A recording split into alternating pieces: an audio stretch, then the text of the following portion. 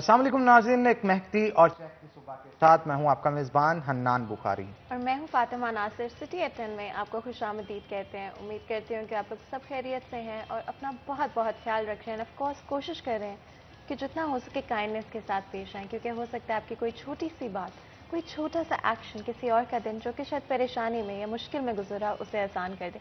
And Hanan, कितनी दफ़ा ऐसे होता है कि हमें पता भी नहीं होते और हम परेशान होते हैं या हमारा एक नॉर्मल दिन गुजर रहा होता है, कोई कोई छोटी सी बात कर देता है जिससे हमारा दिल जो है वो खुश हो जाता है। तो हमेशा याद रखें, काइंडनेस के साथ पेश आएँ।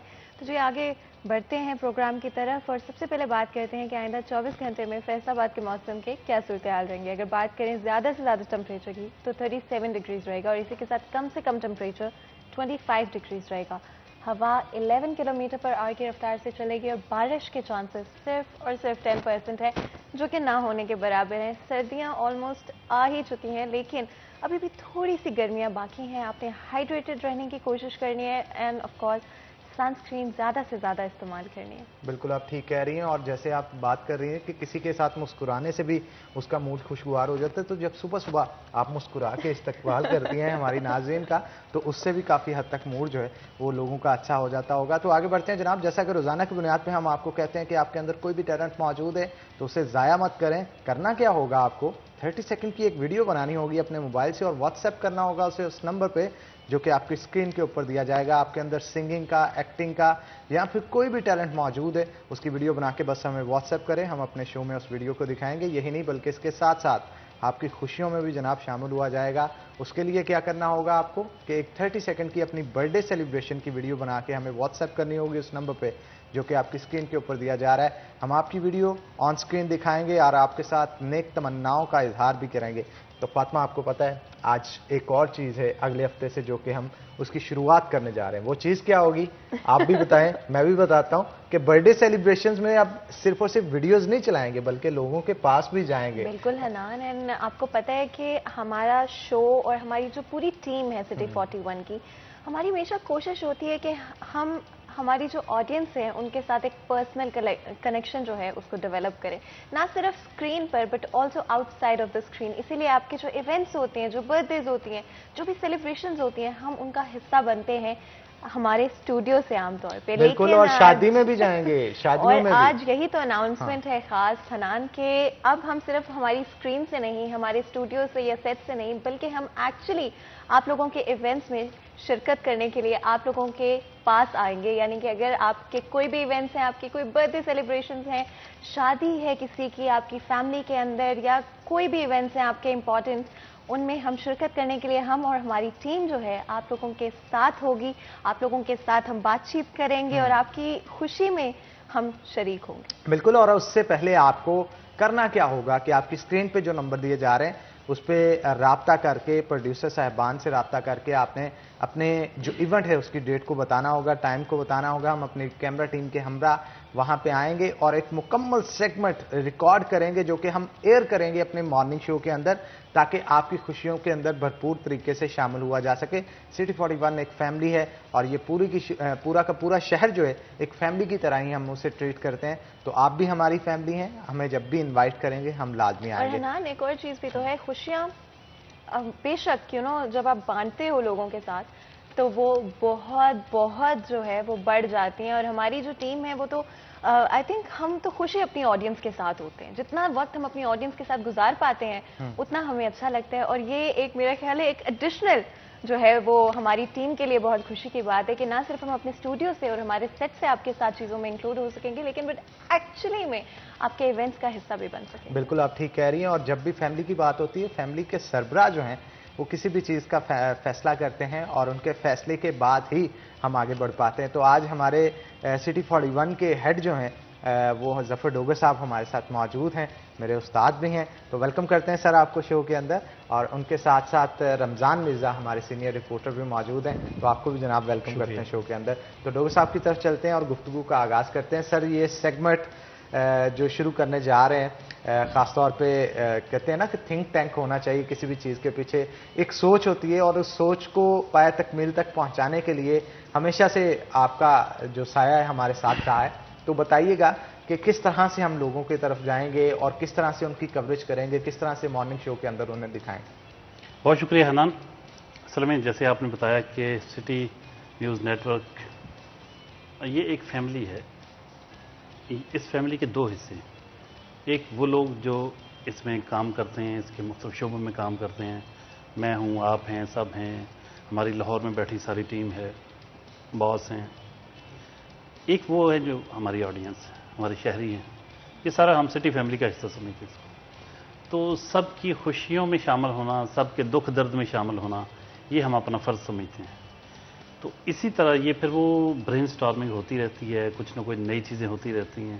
تو ابھی جو کرنے جا رہے ہیں وہ یہی ہے کہ شہریوں کو ان کی خوشیوں میں اور بہتر انداز سے شریک ہونے کے لیے ان کی تقریبات میں, ان کی برتھ ڈے سیلیبریشن جو ہیں اس میں شرکت کی جائے.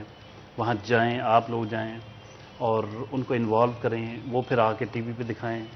تو کتنا خوبصورت لگے گا کہ شہریوں کی, ہماری آڈینس کی, ہماری فیملی کے دوسرے حصے کی بھرپور پارٹیسپیشن جب ہوگی مارننگ شو میں, تو اس کو 4 چاند تو لگیں گے. سر ویسے بھی کہتے ہیں نا کہ خوشیاں بانٹنے سے زیادہ ہو جاتی ہیں, اور بالکل ایسے ہوتے کہ جتنے لوگ آپ کی خوشی میں شرکت کرتے ہیں اتنی ہی آپ کی خوشی جو ہے زیادہ ہوتی جاتی ہے, اتنی خوبصورت ہوتی جاتی ہے. نہ صرف اب یہ کہ ہمارے جو ٹیم ہے وہ ان خوشیوں کا حصہ بن سکے گی, بٹ کوئی بھی ایونٹ جس کو ہم اٹینڈ کرتے ہیں بعد میں اس کو ریکارڈ کیا جاتا ہے, اور پھر جب ٹی وی پہ چلایا جائے گا تو جتنی بھی ہماری آڈینس ہیں جو شو کے ساتھ کنیکٹڈ ہے وہ بھی اس خوشی کا حصہ بن جائیں گے. یہ حنان کے پاس نا بعض کا الفاظ بڑے زبردست ہوتے ہیں. ابھی آپ نے جو جملہ بولا کہ خوشیاں بانٹنے سے بڑھتی ہیں, ایک دن بیٹھے تو انہوں نے کہا کہ یہی پہلا حصہ بول کے پھر کہتے ہیں کہ ساتھ غم بانٹنے سے کم ہوتا ہے. ارے تو اسی طرح ہم خوشی بھی مناتے ہیں اور خوشی بانٹتے ہیں اور غم بھی بانٹتے ہیں, دکھ درد بانٹتے ہیں. تو اس میں کیا ہوتا ہے کہ شہریوں کا کتھارسس ہو جاتا ہے. ان کے ایشوز, ان کی باتیں, ان کے مسائل جب ہائی لائٹ کرتے ہیں, اور وہ سٹی 41 وہ کندھا ہے جس پہ سر رکھ کے شہری رو سکتے ہیں, بے شک اپنی آواز بلند کر سکتے ہیں, اپنے حقوق کی جنگ لڑ سکتے ہیں. اسی طرح جب خوشیوں کا موقع ہوتا ہے تو پیچھے کیسے رہ سکتے ہیں. اب ان کی چھوٹی چھوٹی خوشیاں, وہ سالگرہ ہو, ان کی شادی کی تقریبات ہوں, اور بھی بہت ساری تقریبات ہو سکتی ہیں جو جس میں ذرا کلرفل وہ ہو ایونٹس. تو وہاں آپ جائیں گے, کتنا اچھا لگے گا جب وہ آپ کو اپنے درمیان دیکھیں گے, اور پھر وہ ساری خوشیاں جو ہیں وہ اسکرین کے ذریعے باقی لوگوں تک پہنچائی جائیں گی. بالکل. اور حنان اب یہ بھی بتانا ہے کہ جو نمبرز آپ کی اسکرین پر آ رہے ہیں ان کے اوپر آپ ہمیں کانٹیکٹ کر ہماری ٹیم کے ساتھ آپ بات کر سکتے ہیں اور ان کو بتا سکتے ہیں کیا ایونٹ ہے, کیا ٹائم ہے, سارا کچھ ہے. اور نمبرز جو ہیں حنان اسکرین پر ابھی ڈسپلے ہو رہے ہیں دیا جا رہا ہے. اور اس کے ساتھ ساتھ میں لازمی طور پہ ایک اور چیز ہے یہاں پہ مینشن کرنا چاہوں گا. جو نمبر اس وقت آپ کی اسکرین پہ دیا جا رہا ہے یہ لائیو شو میں کال کرنے کے لیے. تو آج خاص طور پہ ڈوگر صاحب اور رمضان مرزا کیونکہ ہمارے ساتھ موجود ہیں, اور جتنے بھی مسائل ہیں ہمارے شہریوں کے, جس محلے میں آپ کا کوئی سیوریج سسٹم خراب ہے, آپ کے روڈ ٹوٹے ہوئے ہیں, یا کسی بھی قسم کا کوئی مسئلہ ہے, ہمارے شو میں کال کریں اور کال کر کے اپنا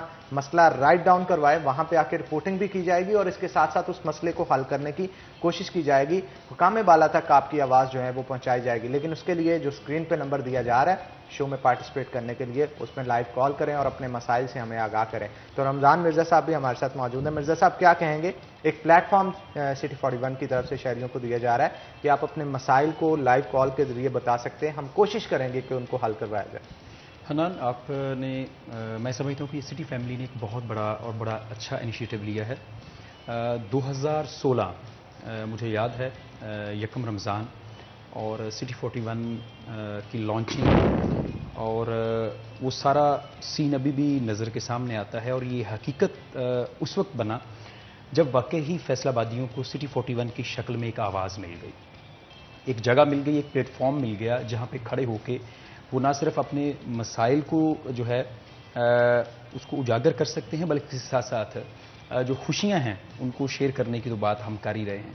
تو اس وقت فیصل آباد جس جگہ پہ موجود ہے, جس طرح کے مسائل ہیں, اس میں کوئی شک نہیں کہ پہلے بھی ہماری کوشش ہوتی ہے کہ ہم لوگوں کے گلی محلوں میں, وہ فیصل آباد کا کوئی بھی کونا ہو, وہ مامو کانجن کا علاقہ ہو یا وہ تحصیل لالیاں ہو, ہمیں شورکوٹ تک جانا پڑے تو ہم 18 ہزاری بھی پہنچ جاتے ہیں. تو یہ جس طرح آپ نے ایک نیا ایک سیگمنٹ شروع کیا ہے کہ جس میں لائیو کالر آئیں اور اپنی مسئلے کی نشاندہی کریں, اور ایون کہ مجھے خوشی اس وقت ہوئی کہ جب مجھے ایک پیپر بھی دیا گیا ہے کہ میں یہاں بیٹھ کے آپ لوگوں کے مسائل سنوں اور جس محکمے کے متعلقہ ہے, جس رپورٹر کے متعلقہ ہے اور جس تحصیل کے متعلقہ ہے ہم وہاں پہ کنوے بھی کریں, تو اس سے نہ صرف شہریوں کا اعتماد بڑھے گا بلکہ مسائل حل کرنے میں ہمیں مدد بھی ملے گی. بالکل آپ ٹھیک کہہ رہے ہیں. ہمارے ساتھ ایک کالر موجود ہے, کال لے لیتے ہیں. السلام علیکم جی. وعلیکم السلام جی کون صاحب بات کر رہے ہیں اور کہاں سے؟ جناب نقاش بات کر رہا ہوں, چھوٹی گڑی 142 RB سے. جی نقاش صاحب پوچھیے, کیا آپ کا سوال ہے, کیا مسئلہ ہے, آپ شیئر کر سکتے ہیں ہمارے ساتھ. سر سوال یہ ہے, آپ کا پروگرام بہت اچھا چل رہا ہے ماشاء اللہ, آپ نے بڑی اچھی باتیں کی ہیں. Thank you very much. میرا ریکویسٹ تھی کہ ہمارے گاؤں میں نکاسی کا مسئلہ نہیں حل ہوگا. ٹھیک ہے, آپ کا گاؤں کون سا ہے ذرا بتائیے گا, کیونکہ رائٹ ڈاؤن کر لیں اسے. 142R چھوٹی گڑی. 142R چھوٹی گڑی. چھوٹی گٹی. جی جی ٹھیک ہے. نکاسی آپ کا مسئلہ کس طرح کا ہے, کہاں سے وہ مسئلہ جو ہے وہ پیش آ رہا ہے آپ کو؟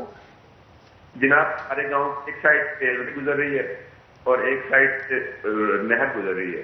ٹھیک ہے. تو جو گورنمنٹ ہے اسی صاحب کے پاس اختیارات کہ وہ ہمارا جو ہے نکاسی کا مسئلہ حل کرے. جب بارش ہوتی ہے ہمارے گاؤں کے ارد گرد جو ہے پانی کھڑا ہو جاتا ہے. ٹھیک ہے. اور ساری فصلیں تباہ ہو جاتی ہیں, اور یہ ڈینگی مچھر یہ سارا کچھ کا مسلسل ہمارے گاؤں والے درخواست دے رہے کہ پچھلے 20 سال سے تھک گئے, لیکن کوئی عمل درآمد نہیں اس سے ہو رہا. تو میں نے آپ کو فوراً دیکھا, مجھے لگا کہ شاید چلو آپ یہ آواز اٹھاتے ہیں, شاید کچھ ہو جائے. جی بہت شکریہ نقاش صاحب آپ کے کال کرنے کا. ڈاکٹر صاحب یہ نکاسی آپ کا مسئلہ جو ہے اب کس طرح سے حل کیا جا سکتا ہے؟ میرا خیال شہر سے یہ باہر ہے اور واسا بھی وہاں پہ نہیں پہنچ سکتی. محکمہ آبپاشی کا اس میں کردار جو ہے محکمہ انہار کا وہ پیش کر سکتی, کیا کہیں گے اس حوالے سے؟ جی دیکھنا پڑے گا کہ یہ رورل ایریا میں آتا ہے یا واسا کے انڈر آتا ہے. اگر تو واسا کے انڈر ہے تو مطلب اس کی حدود کے اندر جہاں جو اس کی ٹیریٹوریل جورسڈکشن ہے, تو پھر تو رمضان مرزا صاحب خود واسا کی بیٹ کرتے ہیں. ان سے ہم کہیں گے کہ اس مسئلے کو ہائی لائٹ کریں اور اس کو حل کرنے کے لیے باقاعدہ واسا سے مدد لی جائے. اور اگر یہ واسا کے اس کے دائرہ اختیار سے باہر ہوا تو پھر یہ دیکھیں گے کہ کس متعلقہ محکمے کا یہ کام بنتا ہے, اس تک ہم ان کی آواز پہنچائیں گے. لیکن سر یہ جو مچھروں کی بہتات کے حوالے سے بتا رہے تھے, ڈینگی لاروا بھی وہاں پہ ہو سکتا ہے, تو محکمہ ہیلتھ کو جانا چاہیے, وہاں پہ سپرے تو کرنی چاہیے, ورنہ ایسے تو. جی بالکل بالکل. اور اس میں میرا خیال ہے کہ گٹی تو قریب ہی ہے, اور اگر گٹی ہی انہوں نے کہا جو سننے میں اگر غلطی نہیں لگی تو گٹی تو میرا خیال واسا. جی بالکل یہ پاسبلٹی ہے کہ یہ واسا کی جورسڈکشن میں ہوگی, کیونکہ گٹی جو ہے وہ اب میرا خیال ہے کہ شہری علاقے میں اس کو شامل کر دیا گیا ہے. پہلے یہ صدر کے علاقے میں تھا علاقہ یہ, تو ہم اس کو انشاءاللہ ترجیحی بنیادوں پر چیک بھی کریں گے, اور جو بھی ذمہ دار ادارہ ہوا ہم کوشش کریں گے کہ ان کے ذریعے اس مسئلے کو حل کروانے کے لیے جو ہے وہ اقدامات کیے جائیں. اچھا سر, اس طرح کیوں نہیں ہوتا کہ جب مسئلہ, میں بات کو کنٹینیو کرنا چاہوں گا لیکن یہاں پہ ہمارے ساتھ ایک کالر ہیں, تو کال لے لیتے ہیں پہلے. السلام علیکم جی. جی السلام علیکم, کون صاحب بات کر رہے ہیں اور کہاں سے؟ وعلیکم السلام جی. جی میں رانا شہزاد گونا بات کر رہا ہوں, علامہ اقبال کالونی بی بلاک سے. جی جی شہزاد صاحب. جی یہ ڈاکٹر صاحب ہمارے بہت ہی محسن ہے جی, ماشاء اللہ بڑی سماجی شخصیت ہے جو ساتھ واسطہ کے آفیسر مرزا صاحب. میں ان سے یہ بات کرنا چاہتا ہوں کہ جو واسطہ کیا سب سے برا نظام آپ وزٹ کریں, کوئی ٹائم رکھیں ڈاکٹر صاحب کے, یہ آپ کا میاں تاج میر صاحب ہلکا ہے صاحب, اور جو موجودہ اس کے ایم پی ہیں وہ میاں وارث صاحب ہیں. یقین کریں کہ آپ گلیوں میں وزٹ کریں علامہ اقبال کالونی میں, کہ آپ پتہ چلے گا کہ لوگ یہاں پر کیسے گزارا کر رہے ہیں. اس کا مین وجہ جو ہے, آپ ٹینکی پر چلے جائیں جو علامہ اقبال کالونی کی مین ٹینکی ہے, ادھر جو آپ کمپلین لکھانے جاتے ہیں تو آپ کہنا پڑتا ہے کہ جناب وہ ہمارے لائن بند ہے, وہ کہتے ہیں آپ جائیں آ رہے ہیں. وہ بندے آتے ہیں اور ہم سے پیسے لیتے ہیں, ہم کہتے ہیں پیسے لے لیں, کم سے کم ہمارا کام تو کر دیں. ہم نے عید, بڑی عید اور چھوٹی عید, یقین کریں آپ کیا ہمارے ادھر وزٹ کریں آپ کو پتہ چلے گا کہ ہم ادھر کیسی زندگی ادھر بسر ہو رہی ہے. بہت پریشانی ہے, گلیوں میں پانی, نماز پڑھنے کے لیے جاتے ہیں تو پانی ادھر رہتا ہے. پریشانی کا عالم یہ ہے. ابھی آپ وزٹ کریں بی بلاک علامہ اقبال کالونی میں, میں ادھر موجود ہوں موقع پر, آپ کو پتہ چلے گا کہ یہ لوگ کیسے ادھر گزارا کر رہے ہیں. تو خدارہ کم سے کم واسطہ جو ہے میرا یہ ابھی جی چاہ رہا ہے کہ روڈ پر آپ سمندی روڈ پر وزٹ کریں. میں نے آپ 2-3 چیزیں دکھانی ہیں کہ گٹروں کے ڈکن نہیں ہیں ادھر, تو یہ کیسی کم سے کم تو کوئی ایکسیڈنٹ ہو رہا ہے, معاملہ ہو رہا ہے. مین منڈی علامہ اقبال کالونی کے مین موڑ پر ایک کھڈا ہے, ادھر نالا چل رہا ہے, اس پر ہماری اتنی ایج ہو گئی ہے ابھی تک ہم نے اس پر ڈھکن نہیں دیکھا. جب بات پڑتی ہے کوئی مسافر ادھر سے گزرتے ہیں, گاڑیاں ادھر لگتی ہیں, پریشانی بنتی ہے, کوئی پوچھنے والا نہیں ہے. ڈوگر صاحب تو ماشاءاللہ وزٹ کرتے رہتے ہیں, آپ کے لیے صاحب کا حلقہ ادھر کا, تو ادھر تو کوئی اگر کمپلین لکھواتے ہیں تو ادھر بھی کوئی سننے والا نہیں ہے. وہ کہتے ہیں آپ جائیں ہم بھیج رہے ہیں. جی رانا شہزاد صاحب, مرزا صاحب یہ بتا دیں کہ علامہ اقبال کالونی اتنا بڑا گنجان آبادی کا علاقہ ہے, اس میں کتنے بندے ہیں وہ کہہ رہے ہیں کہ 8 ماہ ہو گیا ہمیں سیلری نہیں ملی رانا صاحب, تو آپ ہمیں پیسے دیں, ہم آپ صفائی کرتے ہیں گٹروں کی آگے. تو میرا خیال ہے کہ کچھ خیال کرنا چاہیے کہ ہم ادھر کیا. جی بہت شکریہ رانا شہزاد صاحب آپ کے کال کرنے کا. تو آپ کی بات کا مکمل اور تفصیل سے جواب لیں گے, لیکن ایک چھوٹی سی بریک کے بعد, کیونکہ بریک کا وقت یہاں پہ ہو گیا ہے, تو یہاں پہ ایک چھوٹی سی بریک لیں گے. بریک کے بعد دوبارہ حاضر ہوتے ہیں. کہیں مت جائیے گا, ہمارے ساتھ رہیے گا.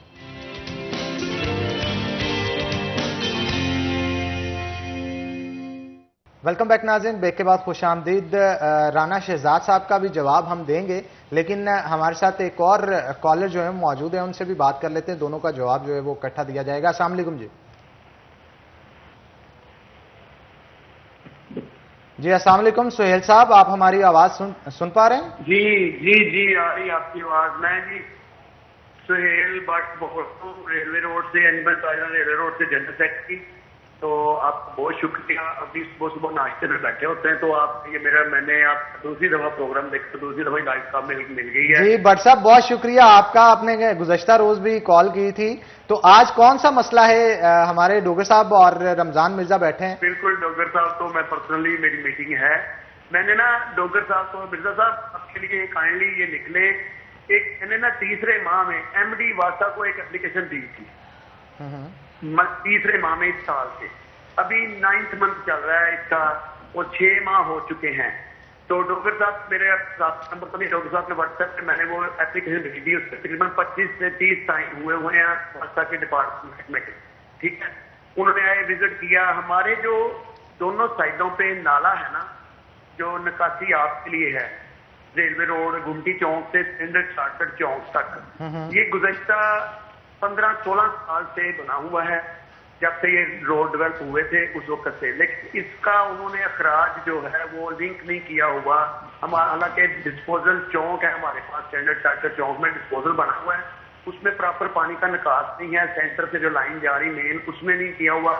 اس میں اتنی زیادہ وہ ہے, سلٹ ہے.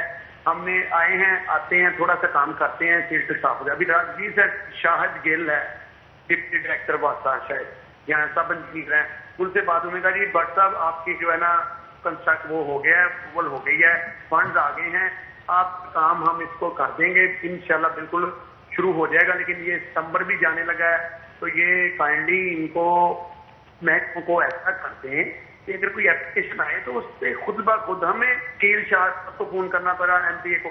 بٹ صاحب انشاءاللہ کرتے ہیں, آپ کی بات سن لی ہے. میں سے کام کروا کے دیں, میں اپنے آپ کام ہی نہیں کرتا سر. بٹ صاحب یہ سر یہ ان کو وہ تیسرے ماہ کی اپلیکیشن, میں نے صاحب کو اپلیکیشن. جی بہت شکریہ سہیل بٹ صاحب کال کرنے کے لیے. سر آپ سے مخاطب.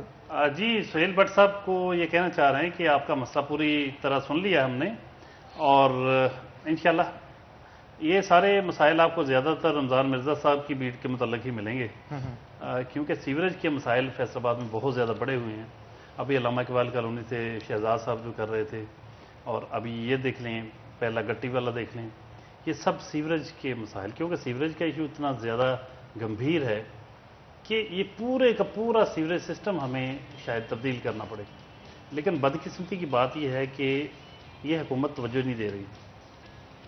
اور آپ نے دیکھا پچھلے دنوں ایک بارش کے نتیجے میں جو صورتحال ہوئی تھی کہ کئی ہفتوں تک وہ بھگتنا پڑا ہمیں, کہ سیوریج کے مسائل نے شہریوں کا بالکل جسے کہتے ہیں جینا دوبر کر دیا. تو اس کو ہم ہائی لائٹ کریں گے انشاءاللہ, اور سروے کریں گے جا کے. رمضان مرزا صاحب آئیں گے. بٹ صاحب آپ کا مسئلہ بھی دوبارہ حل کرنے کے لیے رمضان مرزا صاحب ایم ڈی واسطہ سے بھی بات کریں گے, اور انشاءاللہ امید رکھیں کہ جلد آپ کا مسئلہ حل ہو جائے گا. بالکل, اور کیونکہ ڈیفینیٹلی آئی تھنک کہ بہت اچھا رہا ہے کہ ہم لوگ ہمارے جو فیصل آباد کے جو شہری ہیں وہ اپنی جو بھی مسائل ہیں یا جو بھی کنسرنز ہیں وہ فارورڈ کر سکیں, کیونکہ اگر چیزیں سامنے آئیں گی تبھی ان کو حل کرنے کی طرف جایا جا سکتا ہے.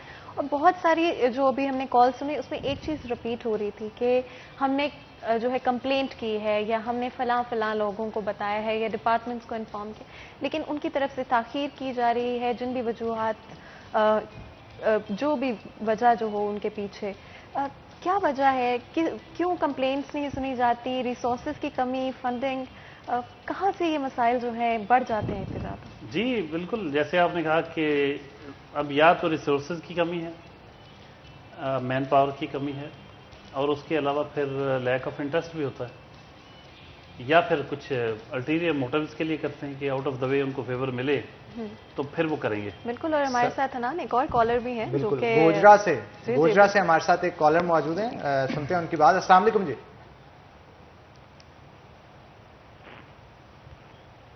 جی وعلیکم السلام. جی کون صاحب بات کر رہے ہیں اور کیا مسئلہ ہے وہ بھی بتائیں, ہمارے پینلسٹ ہمارے ساتھ موجود ہیں. میں اکبر کر رہا ہوں گوجرا سے. جی راؤ صاحب پوچھیے, کیا سوال پوچھنا ہے؟ تو میں یہ کہہ رہا ہوں کہ گوجرے میں نا ویکسین نہیں ہے.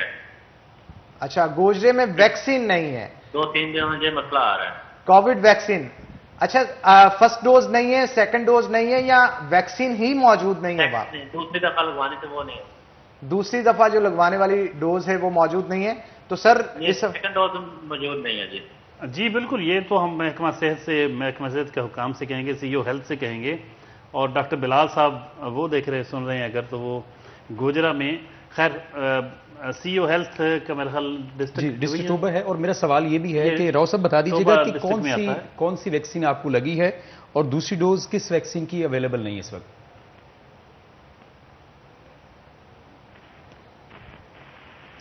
راؤ صاحب نے میرا خیال ہے پیچھے اپنے ٹی وی کا والیوم ہائی کیا ہے, شاید اس وجہ سے آواز نہیں ہماری سن پا رہے. تو بہت شکریہ راؤ صاحب آپ کے کال کرنے کا. تو مرزا صاحب آپ نے راؤٹ ڈاؤن کر لیا ہے, سر یہ ڈاکٹر بلال صاحب سے گزارش کی جائے گی اس حوالے سے. میرا خیال اگر تو ڈویژنل لیول کا کام ہے تو سی او ہیلتھ کے اس میں ڈائریکٹر ہیلتھ اپنا کردار ادا کر سکتے ہیں, اور ہم ٹوبا بھی اس کو کنوے کر دیتے ہیں کہ ہماری جو ٹیم وہاں پہ ٹوبا میں موجود ہے وہ ڈی ایچ او اور سی او ٹوبا کو جو ہے وہ کنوے کریں کہ ٹوبا گوجرا میں جو ہے, چونکہ تحصیل گوجرا ڈسٹرکٹ ٹوبا ٹیکسنگ میں آتا ہے. بالکل جی, آپ کا نمبر رائٹ ڈاؤن کر لیا گیا ہے. انشاءاللہ راؤ صاحب آپ سے کانٹیکٹ جو ہے وہ لازمی طور پہ ہماری ٹیم کی طرف سے کیا جائے گا, اور آپ کے مسئلے کو جلد از جلد حل کرنے کی جو ہے وہ کوشش کی جائے گی. تو سر مسائل جو ہیں وہ بہت زیادہ ہیں, لیکن اب تک اگر 4 کالز آئی ہیں اس میں سے 3 واسا کی تھیں. یہ یوں محسوس ہوتا ہے کہ واسا کے علاوہ کوئی مسئلہ شہر میں ہے ہی نہیں, اور واسا کا مسئلہ سب سے بڑا ہے, باقی مسئلے بھی ہیں لیکن اس کے آگے چھوٹے نظر آتے ہیں. کیا کہیں گے؟ میرا خیال اس پہ رمضان صاحب روشن ڈالیں. اصل میں حنان مسئلہ یہ ہے اس وقت جو میں محسوس ہوتا ہے فیصل آباد میں کہ باقی مسائل جو ہیں ان کو آپ نظر انداز بھی کر سکتے ہیں. اگر آپ کے گھر پانی پینے کا نہیں پہنچ رہا تو آپ کین کے ذریعے لے جا سکتے ہیں. بالکل. کالر بھی ایک اور ہمارے ساتھ موجود ہیں, ان سے بھی بات کر لیتے ہیں. ریاض صاحب ہمارے ساتھ موجود ہیں. السلام علیکم جی. السلام علیکم. جی وعلیکم السلام. ریاض صاحب پوچھیے. جی آپ ٹھیک ٹھاک ہیں؟ جی پہلے تو آپ لوگوں کو سب کو میرا سلام. جی وعلیکم السلام, الحمدللہ. جی بہت اچھا پروگرام ہے جی. آپ نے شہر کی آگاہی کے لیے, لوگوں کے مسائل کے لیے ایک فورم مثلا پیش کیا ہے عوام کے لیے, تو میں اس کے لیے آپ لوگوں کو مبارکباد پیش کرتا ہوں. جی شکریہ جناب. مسئلہ یہ ہے کہ جی اگر آپ دیکھیں نا جی, یہ پل ہے نا اے بی سی سینمے والا پل, نہر کے ساتھ ساتھ بکر منڈی کی طرف سے جائیں. جی بالکل. تو یہاں سے اگر آپ بکر منڈی چوک میں آ جائیں نا, اے بی سی پل سے لے کے بکر منڈی چوک تک آج سے 5 سال پہلے جب پی ایم ایل این کی گورنمنٹ تھی اس وقت سے نا ایک سوئی گیس والوں نے پائپ ڈالا تھا اس روڈ پہ, اور اس کے درمیان میں نا جی 4 فٹ کا روڈ کے درمیان میں جہاں پائپ لائن ڈالی گئی تھی وہ آج تک سڑک دوبارہ مثلا بنائی نہیں ہے. کاغذوں میں شاید بن چکی ہو, ڈپارٹمنٹ نے پیمنٹ بھی لے لی ہو.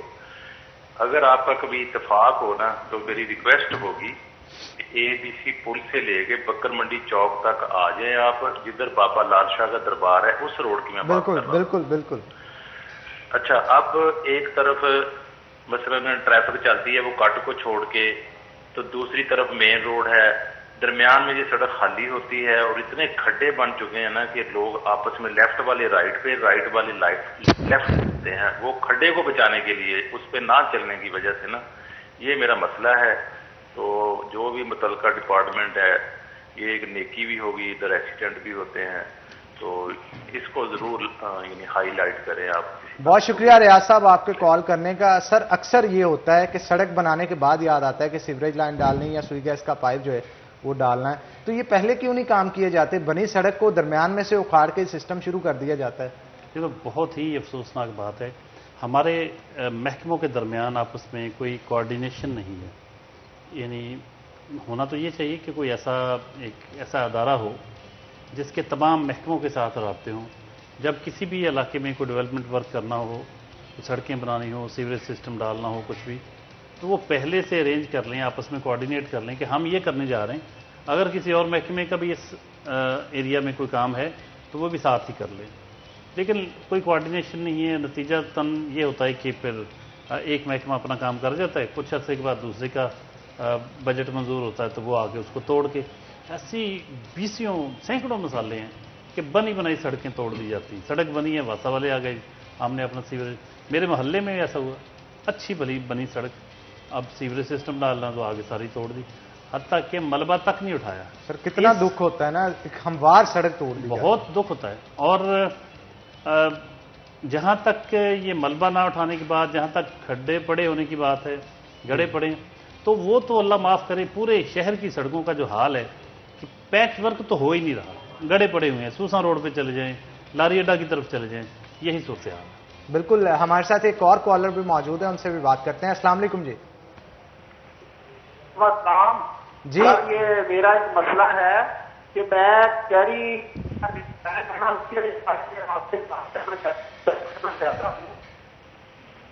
جی امین صاحب, ہے وہ 10 روپے کا تھا, آپ ڈبل کیوں لے رہے ہیں؟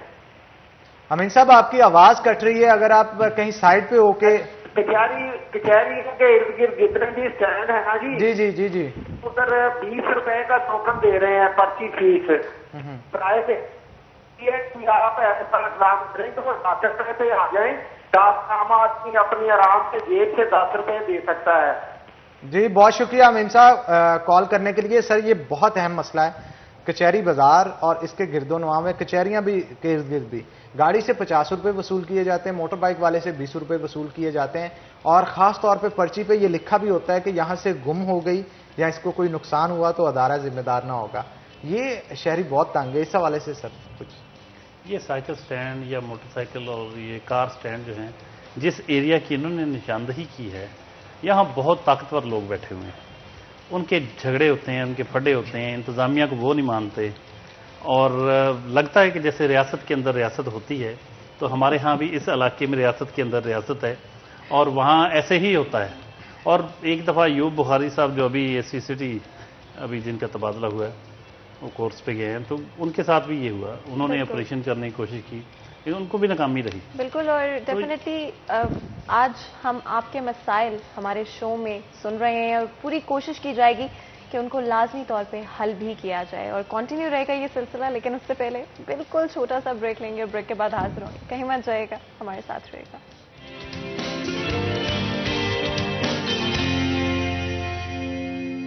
ویلکم بیک ناظرین, بریک کے بعد خوش آمدید. ہمارے ساتھ کال کے اوپر ڈاکٹر ناصر موجود ہیں, چیئرمین ہیں بین المذاہب امن کمیٹی کے. السلام علیکم جی.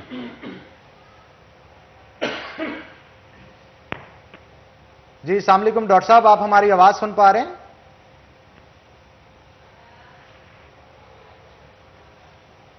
جی السلام علیکم. میرا خیال ہے سگنل پرابلم کی وجہ سے کال جو ہے وہ کٹ گئی ہے, تو ڈاکٹر صاحب آپ دوبارہ بھی کال کر سکتے ہیں. تو آگے بڑھتے ہیں. ڈاکٹر صاحب ہمارے ساتھ موجود ہیں اور رمضان مرزا بھی ہمارے ساتھ موجود ہے. گفتگو کا آغاز کرتے ہیں. مرزا صاحب کیا کہیں گے آپ, واسا کے اس قدر زیادہ مسائل ہیں کہ اتنی کال جو ہیں وہ زیادہ تر واسا کی دکھائی دے رہی ہیں, تو اگر خاص طور پہ اس اسپیسیفک ایریا کی بات کریں جہاں پہ رانا شہزاد نے بھی کال کر کے بتایا تھا, یہ وہی غالباً علاقہ ہے جہاں پہ تصویریں بھی M P M N S کی اویزا کی گئی تھی, اس کے بعد ایشو کو حل بھی کروایا گیا تھا غالباً فاروق حبیب کی جانب سے, لیکن اس کے باوجود بھی پھر سے اگر مسائل جنم لے رہے ہیں تو اس کو کور سولوشن اس کا کیوں نہیں کیا جاتا؟ حنان, اصل میں ہم اگر ایک نظر دہرائیں فیصل آباد کے اوپر, تو یہاں پر کچھ 2000 کلومیٹر کی سیوریج لائن موجود ہے, اور اس میں سے میجورٹی وہ ہیں جو کہ 15 سے 20 سال پرانی ہیں. اب وہ اپنی لائف پوری کر رہی ہیں یا کرنے کے قریب ہیں، اور جہاں پر بھی کہیں پہ اوور لوڈنگ ہوتی ہے وہاں پہ مال بردار چیزیں گزرتی ہیں، ٹرک گزرتے ہیں، تو وہ لائنیں جو ہیں سیٹل ہو جاتی ہیں۔ اب پچھلے اس مانسون میں بھی اور اس سے پچھلے مانسون میں بھی اسی علاقے میں جو سمن آباد کا علاقہ ہے، وارث پورہ کا علاقہ ہے اور علامہ اقبال کالونی کے علاقے ہیں، یہاں پر سیوریج مسائل نے جنم لیا، اور یہ وہ علاقے ہیں جو پرانے علاقے ہیں اور یہاں پر پرانی لائنیں موجود ہیں۔ اب ان میں اور بھی مسائل ہیں، لیکن کال آ رہی ہے، آپ لے لیں۔ جی بالکل، ہمارے ساتھ رانا بابر موجود ہیں کال پہ، ان سے بات کرتے ہیں۔ السلام علیکم جی۔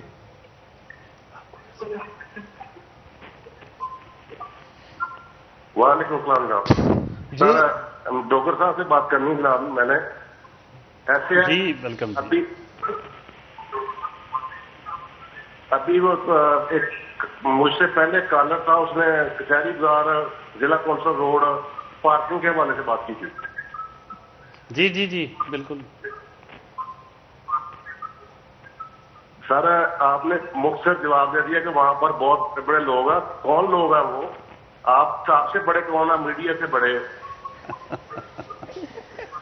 دیکھیے، اس کا سروے ہم پہلے بھی کیا تھا، پھر کریں گے انشاءاللہ، اور انتظامیہ کو ہم دوبارہ کہیں گے کہ وہاں جو اوور چارجنگ ہو رہی ہے اس کو بند کرائیں، اور شہریوں کا مسئلہ حل ہونا چاہیے۔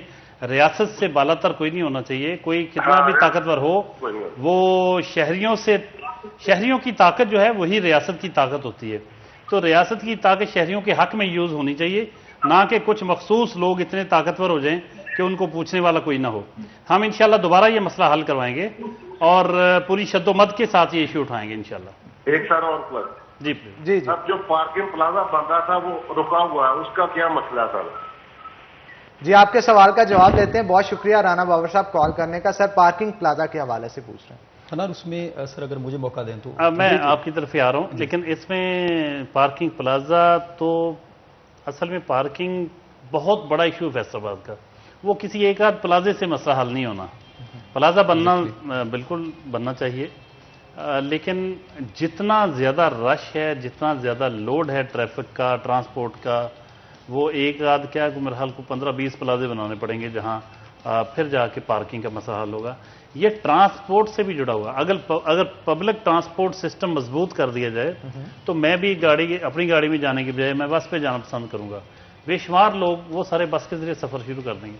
ہمارے ہاں ٹرانسپورٹ ہے ہی نہیں، پبلک ٹرانسپورٹ، تو اس کی وجہ سے ہر بندہ اپنی گاڑی پہ جانے کی کوشش کرتا ہے، تو رش بہت زیادہ بڑھ جاتا ہے، جس کی وجہ سے پھر وہ پارکنگ کے مسائل بھی پیدا ہوتے ہیں اور اس طرح کے ایشوز آتے ہیں۔ لیکن پارکنگ پلازا کی اس وقت کیا سچویشن ہے، اس کے حوالے سے مرزا صاحب سے پوچھتے ہیں۔ حنان، اس میں یہ ہے کہ 2015 میں یہ تقریباً 1.5 ارب روپے کا پروجیکٹ بنا تھا، جس میں 8 منزلہ یہ عمارت بننی تھی، جس میں ایک جو فلور تھا وہ کمرشل شاپس اور اس طرح کے بننی تھی چیزیں۔ اس کے علاوہ اس کے تمام فلور جو تھے وہ پارکنگ کے لیے استعمال ہونے تھے، کوئی 8000 موٹر سائیکل اور کوئی 1500 کے قریب کاریں بھی جو تھیں اس میں سپیس تھی۔ اب چونکہ 2015 میں سٹی ڈسٹرکٹ گورنمنٹ جو تھی وہ ایگزسٹ کرتی تھی، اس وقت سٹی ڈسٹرکٹ گورنمنٹ جو ہے وہ ایگزسٹ نہیں کرتی، جس کے پاس اپنے فنڈز بھی موجود نہیں۔ اس معاملے کو بار بار ٹیک اپ کیا گیا اور جتنے بھی ڈپٹی کمشنر فیصل آباد میں تعینات ہوئے ہیں ان کی جانب سے کوشش کی گئی، لیکن شاید اس میں اتنی سنجیدگی نہیں تھی۔ اس کے ساتھ ساتھ گورنمنٹ بھی اس معاملے میں سنجیدہ نہیں ہے۔ اب کوشش یہ کی جا رہی ہے کہ پرائیویٹ پبلک پارٹنرشپ کے تحت اس منصوبے کو آگے لے جایا جائے، لیکن فیصل آباد میں کوئی بھی آفیسر اس وقت اس کی ذمہ داری نہیں لے رہا، وہ کمشنر فیصل آباد ہوں، وہ ڈپٹی کمشنر فیصل آباد ہوں، یا وہ ایم ڈی پارکنگ کمپنی ہوں، یا وہ جو ہیں میٹروپولیٹن کارپوریشن ہوں، یہ سارے ایسے لوگ ہیں جو کہ اس میں اپنی ذمہ داری ادا کر سکتے ہیں، لیکن 35 کروڑ روپے اس وقت جو سٹی ڈسٹرکٹ گورنمنٹ تھی ان کے اکاؤنٹ سے بھی لگے اور اس کے اوپر آڈٹ پیرا بھی بنا، لیکن ابھی تک کوئی بھی محکمہ جو ہے، کوئی بھی ادارہ جو ہے اس کو لے کر سنجیدہ نہیں۔ اور سب سے بڑی وجہ یہ ہے کہ فیصل آباد سے کوئی بھی ایسی شخصیت سامنے نہیں آ رہی جو اس مسئلے کو ٹیک اپ کرے، اور فیصل آباد کے جو پارلیمنٹیرینز ہیں ان کو بھی شاید اس سے لگتا ہے کہ غرض نہیں ہے کہ اس منصوبے کو آگے بڑھایا جائے۔ ایون کہ آپ پبلک پرائیویٹ پارٹنرشپ کے تحت بھی آگے نکلیں تو فیصل آباد گھنٹہ گھر کے اطراف میں بہت بڑے تاجر موجود ہیں۔ بالکل آپ ٹھیک کہہ رہے ہیں۔ ہمارے ساتھ ایک اور کالر موجود ہیں، کال لیتے ہیں۔ السلام علیکم جی۔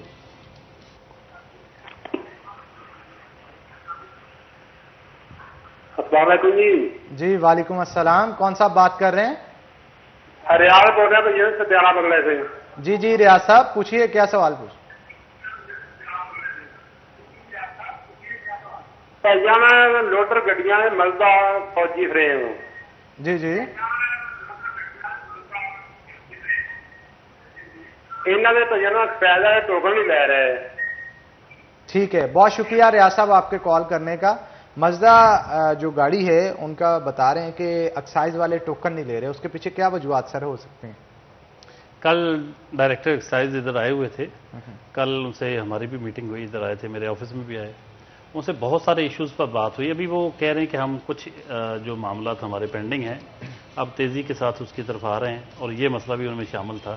اب میرا خیال جلد یہ معاملہ حل ہونے والا ہے. بالکل, اور کمپلینٹس کے حوالے سے حنان کل ہی ہم نے شو میں ڈسکس کیا تھا کہ آپ کے پاس پورٹلز اویلیبل ہیں جہاں پر آپ اپنی کمپلینٹ جو ہے سینڈ کر سکتے ہیں. اینڈ آف کورس یہ چیز بہت امپورٹنٹ ہے کہ آپ اپنی کمپلینٹس کو فارورڈ کریں, اور ہماری پوری کوشش ہوگی کیونکہ سٹی 41 اور ہمارا یہ شو, ہماری پوری ٹیم آپ لوگوں کی آواز بن کر آپ لوگوں کے سارے مسائل آگے تک لے کر جائیں گے, اور پوری کوشش ہوگی کہ ان کو حل بھی کیا جائے. بالکل آپ ٹھیک کہہ رہی ہیں. تو میرا خیال ہے یہاں پہ ایک چھوٹا سا بریک لیا جائے, بریک کے بعد دوبارہ حاضر ہوں گے. لیکن آپ دونوں کا بہت شکریہ, آپ لوگ شو کے اندر آئے اور شہریوں کے مسائل سنے, اور مرزا صاحب اور ڈوگر صاحب سر ان مسائل کا حل بھی جو ہے وہ لازمی طور پہ جلد از جلد کیا جائے گا. تو بہت شکریہ ونس اگین آپ دونوں کا شو میں آنے کے لیے. اسی کے ساتھ ناظرین ایک چھوٹا سا بریک لیتے ہیں, بریک کے بعد دوبارہ واپس آئیں گے, کہیں مت جائیے گا, ہمارے ساتھ رہیے گا.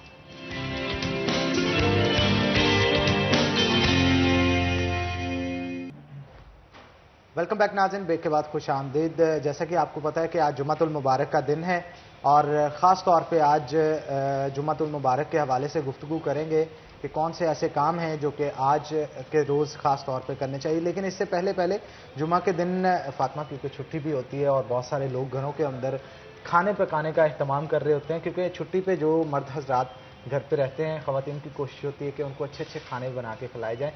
ایک ہی تو دن ہوتا ہے ہفتے کے اندر. آپ کیا بنا رہے ہیں آج گھر؟ ویسے میں تو آج چھٹی نہیں ہے ہماری, ہم تو آج آفس میں ہی ہوں گے. لیکن میں بتاتی ہوں نا, فرائیڈے کا نا سب سے مزے کی چیز ہوتی ہے. آف کورس ایک تو ریلیجسلی بڑا امپورٹنٹ دن ہے, اور جتنا ہم عبادت میں وقت گزار سکے اتنا بہتر رہتا ہے. اس کے علاوہ کیونکہ آگے ویکینڈ آ رہا ہوتا ہے, تو بہت سارے لوگ جو ہیں کوشش ہوتی ہے کہ پورا ہفتہ جو ہے آپ کے پاس اتنا ٹائم نہیں ہوتا, تو ٹائم نکال کے کچھ اچھا سا بنا کر کھائیں.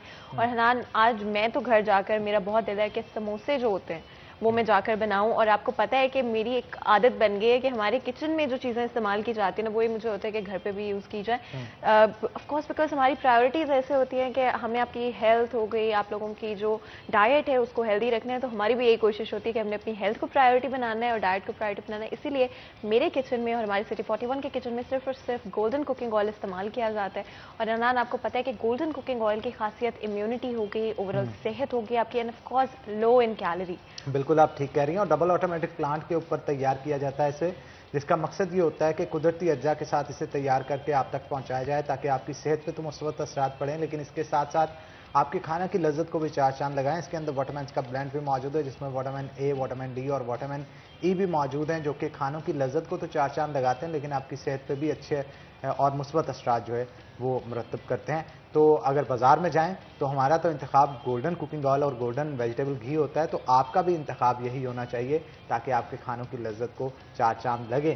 لیکن فاطمہ یہاں پہ میں لازمی کہنا چاہتا ہوں کہ یہ جو میں ہے نا, آپ اس کو نکالیں, اکیلے سموسے نہ کھائیں گھر پہ جا کے, ہمیں بھی انوائٹ کریں, ہم بھی آنا چاہتے ہیں وہاں پہ. اور اوپر سے آنٹی کے ہاتھ کے بنے ہوئے تو ماشاءاللہ ان کے ہاتھ کی بنی ہوئی ڈشز تو ویسے ہی بڑی کمال. بالکل حنان, آپ بالکل صحیح کہہ رہے ہو. آئی تھنک جس طرح سے ہم پہلے بھی بات کر رہے تھے حنان, کہ جتنا آپ خوشیوں کو بانٹتے ہو, جتنا وقت آپ اپنے پیارے لوگوں کے ساتھ, اور اسپیشلی جو لوگ آپ کی زندگی کا حصہ بن جاتے ہیں, آپ کی فیملی کا حصہ بن جاتے ہیں, ان کے ساتھ گزارو, اتنا آپ کا وقت اور زندگی جو ہے اتنی خوبصورت ہوتی جاتی ہے. اور آپ ہماری فیملی کا حصہ ہیں, تو آپ جب چاہیں آپ کے لیے انویٹیشن اوپن ہے, اور آپ آ کے بالکل آج جوائن کریں. ہم یہ آپ خوشی سے نہیں کہہ رہے, آنٹی کے ڈر کی وجہ سے کہہ رہے ہیں, ان کی طرف سے ڈنڈے لگنے آپ کو اگر آپ نے ایسی بات نہ کی. تو جناب آج کیونکہ فرائیڈے کا دن ہے, تو آج خاص طور پہ اخلاق کے حوالے سے ہم گفتگو کریں گے کہ ہمیں لوگوں کے ساتھ اخلاق کس طرح کا رکھنا چاہیے. جب بھی اخلاق کی بات کی جاتی ہے تو سب سے اوپر جو ہمارے نبی کریم صلی اللہ علیہ وآلہ وسلم ہیں وہ نظر آتے ہیں. ان جیسا عہدہ اخلاق میں نہ تو کسی نے پایا اور نہ ہی کوئی قیامت تک پائے گا, کیونکہ نبی کریم صلی اللہ علیہ وسلم نے تو ان دشمنوں کو بھی معاف کیا جنہوں نے ان کی زندگی کے اندر بے تحاشا انہیں تکلیف جو ہے وہ دی, انہوں نے ان کو بھی معاف کیا جنہوں نے ان کے ساتھ بدتمیزی کی. وہ معاف کرنے کے لیے ان کے دل میں ہمیشہ سے جگہ جو ہے وہ رہتی تھی. آج کل کے لوگ سڑک پہ چلتے ہوئے جا رہے ہوں گے, ایک دوسرے کے ساتھ گاڑی یا بائک کے اوپر ہلکا سا ایک دوسرے کے ساتھ ٹکراؤ بھی ہو جائے تو لوگ لڑنے پہ, ایون مارنے پہ ایک دوسرے کو تل جاتے ہیں. تو ہمیں صبر اور تحمل کا جو ہے وہ درس لینا چاہیے.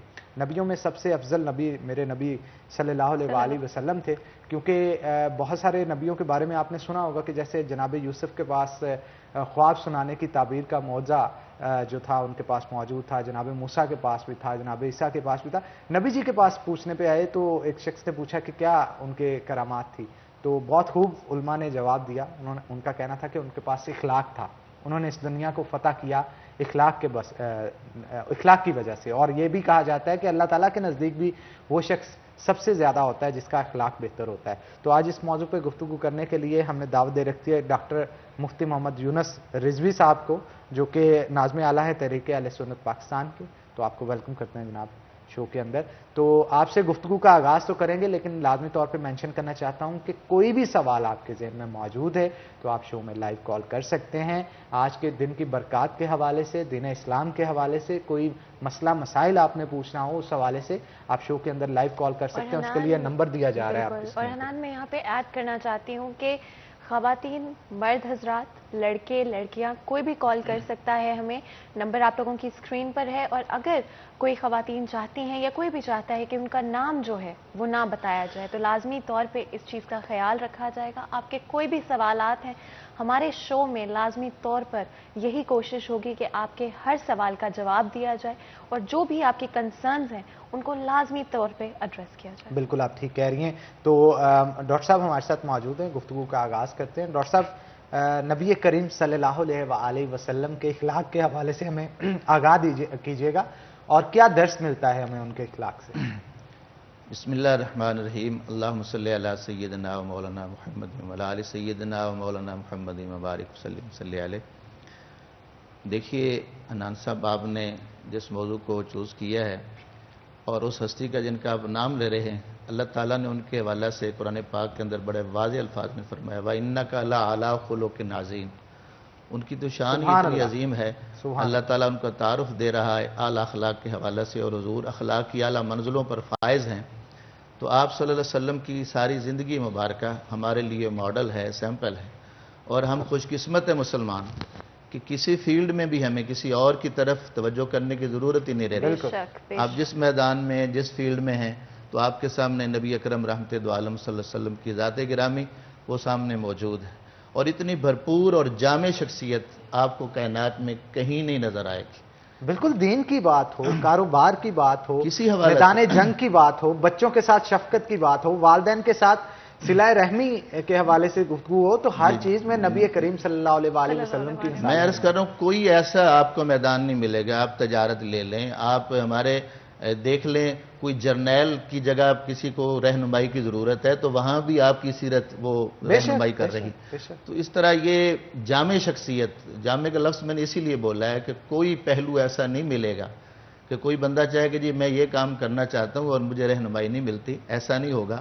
آپ صلی اللہ علیہ وسلم نے اپنے قول سے, فعل سے ہر میدان میں ہماری رہنمائی فرمائی.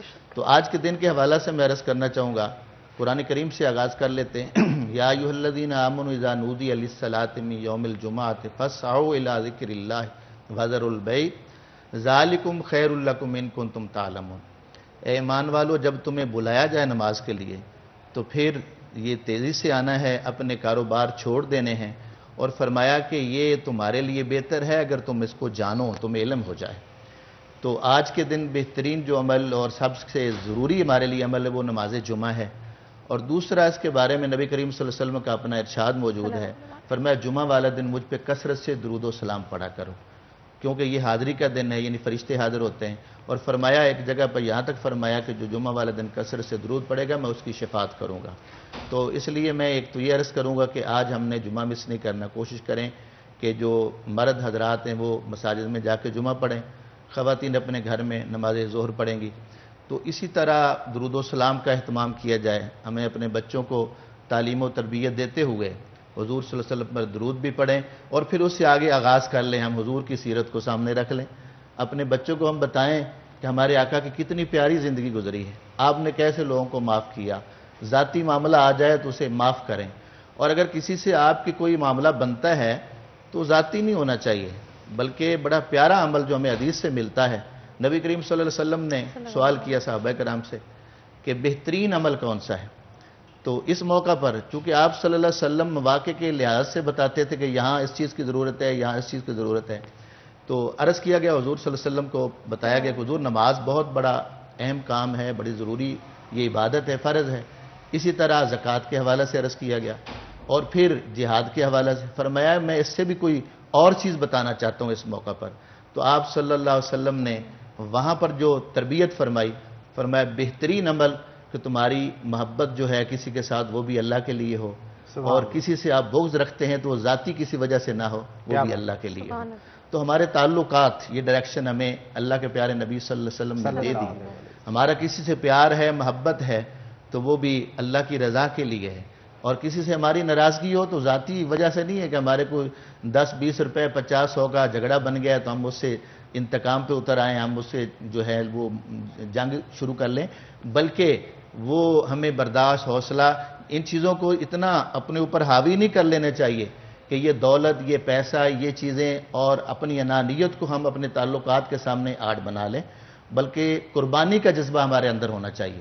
ایسا موقع آ جائے اگر آپ چند روپے چھوڑ کر، چند ٹکے دے کر اگر آپ کا تعلق بچتا ہے بلکہ بڑھتا ہے، تو دانائی یہ ہے کہ آپ پیسہ چھوڑ دیں، وہ جس کا آپ سے مطالبہ کیا جا رہا ہے وہ دے دیں، لیکن اپنا تعلق بچائیں، اپنا تعلق مضبوط کریں۔ اسی لیے نبی کریم صلی اللہ علیہ وسلم کا بڑا پیارا فرمان ہمیں آج ان ارشادات نبوی صلی اللہ علیہ وسلم کو سننا بھی چاہیے اور اپنے دلوں میں جگہ بھی دینی چاہیے۔ آپ صلی اللہ علیہ وسلم نے ایک موقع پر فرمایا، یہ حدیث سننے کے بعد کئی چیزیں ہمارے سامنے آئیں گی، ہمیں رہنمائی ملے گی۔ آپ نے فرمایا کسی پر ظلم ہو تو وہ اس پر برداشت کرے، حوصلہ کرے، صبر کرے، تو اللہ اس کی مدد بھی فرمائے گا اور اس کی عزت میں بھی اضافہ ہوگا۔ کتنا فائدہ ہوا۔ پھر اسی روایت کے اندر دوسری چیز فرمائی کہ وہ اپنا مال وہ خرچ کرے، صلہ رحمی کرے، رشتہ داروں پہ خرچ کرے، تو جو اپنے رشتہ داروں پہ اپنا مال خرچ کرے گا اللہ تعالیٰ اس کے مال میں برکت پیدا فرما دے، مال کم نہیں ہوگا، مال بڑھے گا۔ اور تیسری چیز اسی روایت میں آپ نے بیان فرمائی کہ جو بندہ بغیر ضرورت کے سوال کرتا ہے، جس طرح آج ہمارے جگہ جگہ پر بیکاری اور پیشہ ور لوگ جو مانگنے والے ہیں، ہمارے راستے بند ہوئے پڑے ہیں، اور جگہ جب ہر چوک پہ جہاں اشارے پہ آپ دیکھیں گے تو وہاں پر جو ہے نا وہ گزرنا مشکل ہو جاتا ہے، تو جو لوگ یہ پیشہ ور بھکاری ہیں ان کے بارے میں فرمایا گیا کہ بغیر ضرورت کے جو سوال کرتا ہے وہ اس کی کبھی پوری نہیں پڑے گی، سرکار فرماتے وہ ہمیشہ محتاج ہی رہے گا، وہ مانگتا ہی پھرے گا۔ اس لیے ایک تو بغیر ضرورت کے سوال نہیں کرنا چاہیے، دوسرا اس حدیث پاک سے ہمیں جو سبق ملا کہ اپنے اندر برداشت، حوصلہ پیدا کرنا چاہیے، اور طاقت ہونے کے باوجود دوسرے کو چھوڑ دینا، معاف کر دینا، یہ بہت بڑا، یہ بڑے اچھے کاموں میں سے ہے۔ تو اسی طرح دوسرے پر خرچ کرنے کے حوالے سے مال میں اضافہ ہوتا ہے، مال میں برکت آتی ہے، تو ہمیں چاہیے کہ یہ پیارے پیارے ارشادات اپنے عمل میں لائیں۔ آج ہم نالج ہمارے پاس بہت زیادہ ہے، یہ انٹرنیٹ نے، میڈیا نے نالج بہت دی ہے، ہمارے پاس معلومات بہت ساری ہیں، بدقسمتی سے آج عمل کی کمی، ہم سنتے بھی ہیں، پڑھتے بھی ہیں، لیکن جب عمل کی بات آتی ہے تو ہم بہت پیچھے ہیں۔ تو میں آپ کے چینل کے توسل سے یہ ناظرین سے گزارش کروں گا کہ سرکار دو عالم صلی اللہ علیہ وسلم کا ایک ایک ارشادات، آپ کا عمل جو آج لوگوں تک پہنچ رہا ہے، وہ عزم کر لیں کہ آج کے بعد ہم نے اپنی مرضی نہیں کرنی، نبی اکرم رحمت دو عالم صلی اللہ علیہ وسلم کے بتائے ہوئے اصولوں کو ہم نے اپنانا ہے، اور آئندہ ہماری زندگی اپنے پیارے آقا صلی اللہ علیہ وسلم کے ارشادات کی روشنی میں گزرے۔ بے شک، اور سب سے بہتر اگزامپل ہر مسلمان کے لیے صرف اور صرف ہمارے پیارے نبی صلی اللہ علیہ وسلم ہے۔ صدقہ اور زکوٰۃ کے حوالے سے اگر ہم بات کریں تو کس طرح سے آپ، جس طرح سے آپ نے خود بات کی اس حوالے سے کہ ہمارے ہر سگنل کے اوپر آپ کو اتنے سارے لوگ مل جاتے ہیں، لیکن اگر آپ اس نیت سے ان کو پیسے دیتے ہیں، صدقے کی نیت سے دیتے ہیں، تو کیا وہ صحیح ہے، یا پھر کوئی اسپیسیفک طرح کی کرائٹیریا ہے جس کے ہونے کے بعد ہی آپ کا صدقہ جو ہے وہ قبول ہو سکتا ہے؟ جی، اس میں عرض کروں گا، چونکہ صدقہ دو طرح کا ہے، ایک واجبہ ہے اور ایک نفلی حیثیت ہے. تو جو واجب جس طرح زکوٰۃ ہے یا اسی طرح آپ نے کوئی منت مانی ہے تو وہ ادا کرنا ضروری ہوتا ہے. تو اس کے لیے آپ قرآن پاک کے بتائے ہوئے وہ مصارف کا خیال رکھیں گے. تو ہر جگہ پہ وہ آپ نہیں دے سکتے ہیں، تو کم سے کم جو حقدار ہوں گے ان تک آپ حق پہنچائیں گے تو تب وہ آپ کا فریضہ ادا ہوگا. زکوٰۃ ہے اس کے لیے ایک تو تملیغ ضروری ہے، کسی کی اس کو مالک بنانا ضروری ہے. بعض اوقات ہم ایسے اداروں کو دے دیتے ہیں، ہمیں نہیں پتہ کہ وہاں وہ اصل وہ حقدار تک ہمارا مال پہنچا یا نہیں پہنچا. اس میں خیال رکھنا چاہیے کہ ہمارا مال کسی وہ حقدار تک پہنچے. اس میں اب یتیم ہیں، مسکین ہیں، کوئی بھی مستحق ہے جس کے پاس اتنا مال نہیں ہے کہ اس کا جو ہے نا وہ ضروریات زندگی پوری ہو سکیں. کچھ چیزیں ضروریات زندگی کے لیے لازم ہے زندگی گزارنے کے لیے، اگر اس کی زندگی کی ضروریات پوری نہیں ہو رہی ہیں تو ان کو ہم وہ زکوٰۃ وغیرہ وہ دے سکتے ہیں، جو خصوصاً یہ زکوٰۃ ایسے لوگوں تک ہی پہنچانی چاہیے. اسی طرح اور بھی اگر آپ کے علاقہ میں ایسے لوگ مستحق ہیں تو آپ ان کا پہلے انتخاب کریں، کیونکہ اس میں جو ترتیب بتائی گئی ہے سب سے پہلے مستحق لوگوں میں اپنے رشتہ داروں میں دیکھیں. ہم اپنی فیملی کو جانتے ہیں، اپنے ریلیٹیو کو ہم جانتے ہیں. اپنے رشتہ داروں میں جتنے مستحق لوگ ہیں ہماری ان سے بنتی ہو یا نہ بنتی ہو یہ بھی بات ذہن میں رکھیں، چونکہ رشتہ داری میں یہ آ جاتا ہے کہ فلاں سے بنتی ہے فلاں سے نہیں بنتی. تو جب ہم مسلمان ہیں تو پھر ان چیزوں کو پیچھے رکھنا ہوگا، پھر ہم دیکھیں کہ کون مستحق ہے. تو اپنے رشتہ داروں میں جو مستحق ہے پہلے ہم اس کو دیں گے، اور اس کے بعد اگر رشتہ داروں میں نہیں ہے یا ان کو دے چکے ہیں آپ تو پھر اپنے محلے میں، اپنے پڑوس میں، ہمسائے میں دیکھیں. تو ان کا حق بنتا ہے، جن کو آپ جانتے ہیں پرسنل طور پر آپ جانتے ہیں ان کو ترجیح دیں آپ. اسی طرح پھر آپ پورے علاقے میں دیکھ لیں، پھر ضروریات کو دیکھا جائے، جہاں زیادہ ضرورت ہے وہاں پر اپنا مال دیا جائے. تو پہلے میں عرض کر چکا ہوں کہ پیشہ ور لوگ جن کو آپ جانتے نہیں ہیں، بیکاری قسم کے لوگ ہیں، تو ان سے بچنا چاہیے تاکہ آپ کا صدقہ وہ صحیح جگہ پر پہنچ سکے. تو دوسرا صدقہ نفلی ہے، وہ بھی آپ اس میں احتیاط کریں کہ ایسے لوگوں تک ہی پہنچائیں جن کو ضرورت ہے، جو اس کے ضرورت مند ہیں. اور اس میں بعض لوگ ویسے ہی پھینک دیتے ہیں کوئی جانوروں کے لیے. جانوروں کو بھی دینا چاہیے، ڈالنا چاہیے، لیکن جہاں پہ کوئی جانور بھی نہیں ہے، کوئی انسان بھی نظر نہیں آ رہا، ویسے پھینک آتے ہیں. تو اس سے بہتر ہے کہ ہمارے معاشرے میں بھی ضرورت مند لوگ موجود ہیں. انسان بھوکے بیٹھے ہوں اور آپ باہر پھینک کے آ جاتے ہیں کسی وہ جنگل میں، کسی ایسی جگہ پر جہاں پر کوئی چیز ہے ہی نہیں ہے، تو ضائع کرنے کی بجائے کسی انسان تک پہنچایا جائے. اور اس میں بھی کچھ لوگ یہ سمجھتے ہیں کہ گوشت ہی ہم نے دینا ہے. ایک گھر میں آٹا نہیں ہے، اس کے لیے روٹی کے لیے آٹا ہی گھر میں موجود نہیں ہے، تو آپ کے گوشت کو وہ کیا کریں گے؟ آپ ان کی ضروریات کا خیال کریں. جس کو جس چیز کی ضرورت ہے یا تو وہ چیز لے کر دیں، اور یا پھر اس میں یہ کریں آپ کہ اس تک رقم پہنچائیں کہ وہ اپنی ضرورت کی چیز لے سکیں. اس لیے ہمیں یہ صدقہ دیتے ہوئے اور اسی طرح زکوٰۃ وغیرہ دیتے ہوئے ان چیزوں کا خاص کر کے خیال کرنا چاہیے. اپنی ذمہ داری سمجھ کر جو لوگ مستحق ہیں ان تک پہنچائیں، اور پھر یہ ہم یقین کر لیں کہ ہمارا مال ان تک پہنچا ہے، کہیں راستے میں گڑبڑ نہیں ہوئی ہے. آپ نے جانوروں کے حوالے سے بھی بات کی، کس طرح سے جانوروں کو اگر آپ نے کہا کہ کسی بھی خالی جگہ پر اگر آپ جا کے پھینک دیتے ہو وہ تو بالکل صحیح بات نہیں ہے، لیکن کیا اگر آپ کسی جانور کو کچھ کھلا دیتے ہیں یا دودھ پلا دیتے ہیں کسی بلی کو تو کیا وہ بھی صدقے کے طور پر کنسیڈر ہو سکتا ہے؟ دیکھو یہ بھی بہت بڑا ثواب کا کام ہے. روایات میں ایسے لوگوں کی بخشش کا ذکر ہے جنہوں نے جانوروں کی خدمت کر کے جنت خریدی جا سکتی ہے. اور نبی کریم صلی اللہ علیہ وسلم سے میں نے عرض کیا کہ آپ کی تعلیمات ہر میدان میں، آپ نے یہاں تک صحابہ کو حکم دیا کہ یہ چڑیا جو ہے یہ اس کی آواز آ رہی ہے، یہ جو چہچہا رہی ہے، وجہ کیا ہے؟ لگتا ہے اس کے بچے اٹھا لیے گئے ہیں یا انڈے اٹھا لیے گئے. تو یہ آپ صلی اللہ علیہ وسلم کا پرندوں کے بارے میں، جانوروں کے حوالے سے تعلیمات جو ہمیں ملتی ہیں اس سے ہمیں سبق ملتا ہے. کہ ایک اونٹ آتا ہے، دیکھیے واقعہ سنیں، ایک تو حضور کی عظمت سامنے آئے گی. ابھی بخاری صاحب ایک بات کی طرف اشارہ کر رہے تھے معجزات کے حوالے سے، تو میں تو عرض کروں گا باقی انبیاء معجزات تعداد کے لحاظ سے لے کر آئے، ہمارے پیارے آقا معجزہ بن کر آئے ہیں. سراپا معجزہ ہیں آپ کا، جدھر سے گزر جاتے تھے تو معجزات ظاہر ہو رہے ہوتے تھے.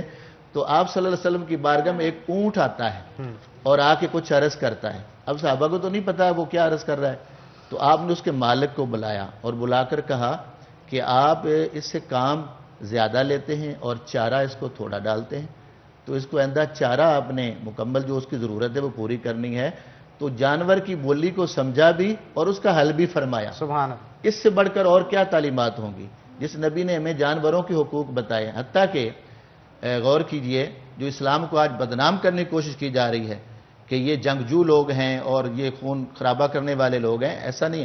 ہمارے تعلیمات جو پیارے آقا صلی اللہ علیہ وسلم کی دی ہوئی ہیں، آپ نے جنگ کے موقع پر بھی اور آپ کے صحابہ نے خصوصاً اب اٹھائیں دور حضرت ابوبکر صدیق کا، جناب حضرت عمر کا، حضرت عثمان کا، مولا کائنات کا، خلفائے راشدین کے آپ ادوار اٹھائیں. جنگ کے لیے جب بھیجتے تھے تو تعلیمات دی جاتی تھی، تربیت کی جاتی تھی کہ جب آپ کا کسی کے سامنا ہوگا تو وہاں پر کیا کرنا ہے. آپ نے خواتین پہ حملہ نہیں کرنا، بچوں پہ حملہ نہیں کرنا، مریضوں کو نہیں تنگ کرنا، اسی طرح وہاں فصلیں خراب نہیں کرنی، جانوروں کو نہیں مارنا. یہ جنگ کے اصول ہیں ہمارے. امن کے اندر تو ہے ہی ہے، جنگ کے دوران بھی ہمیں یہ اجازت نہیں ہے کہ ہم کوئی ایسا عمل کریں کہ جس سے وہ انسان جو ہے وہ اپنے جو اعلیٰ مقام سے نیچے آ جائے. تو انسانی عظمت ہے کہ اس کے اندر اللہ تعالیٰ نے یہ چیزیں بھیجی، اور اسلام سب سے بڑا علم بردار ہے اعلیٰ اخلاق کا اور اچھے اخلاق کا. اس لیے ہمارا مذہب تو ہمیں جنگ میں بھی یہ تعلیم دے رہا ہے کہ وہاں پر بھی جانوروں پر ظلم نہیں ہونا چاہیے. اس لیے جانوروں کے حقوق بھی ہمارے مذہب نے ہمیں بتائے ہیں، ہر میدان میں ہمیں رہنمائی ملتی ہے. اچھا یہ بتائیے گا کہ صدقہ زکوٰۃ کی آپ بات کر رہے تھے، کیا جسے پہنچانا ہے اسے بتا کے دینا ہوتا ہے کہ یہ صدقہ ہے؟ ہاں، یہ بڑا اہم سوال آپ جدھر توجہ دلا رہے ہیں. یہ ضروری نہیں کہ آپ اس کو بتائیں. خصوصاً عزت نفس رکھنے والے لوگ جو ہیں وہ زکوٰۃ نہیں لینا چاہیں گے، لیکن اب وہ سفید پوش ہونے کی وجہ سے لینا نہیں چاہتے، ضرورت بھی ہے ان کو، تو آپ ان کو بتاتے نہیں ہیں تو کوئی حرج نہیں. آپ ان تک پہنچا دیتے ہیں، آپ کی زکوٰۃ ادا ہو جائے گی، اور کوئی بتانا بھی ضروری نہیں ہے. اور ایسے لوگوں کو بتانا بھی نہیں چاہیے تاکہ ان کی عزت نفس بھی مجروح نہ ہو اور آپ کا جو وہ زکوٰۃ بھی ہے وہ ادا ہو جائے گی. اس میں کوئی نو ڈاؤٹ کہ آپ کی زکوٰۃ ادا ہو جائے گی. مطلب اس کے لیے ضروری نہیں ہے کہ آپ جس شخص کو دے رہے ہیں وہ بتانا ہوگا لازمی طور پہ کہ یہ آپ کو زکوٰۃ دی جا رہی ہے. آپ اس کی مدد کسی کی بھی اگر کرتے ہیں تو وہ زکوٰۃ کے زمرے میں ہی آئے گی. تو اس پہ مزید بھی گفتگو کریں گے، لیکن ایک چھوٹی سی بریک کے بعد، بریک کا وقت ہو گیا ہے تو ناظرین یہاں پہ ایک بریک لیں گے، بریک کے بعد دوبارہ حاضر ہوتے ہیں. کہیں مت جائیے گا، ہمارے ساتھ رہیے گا.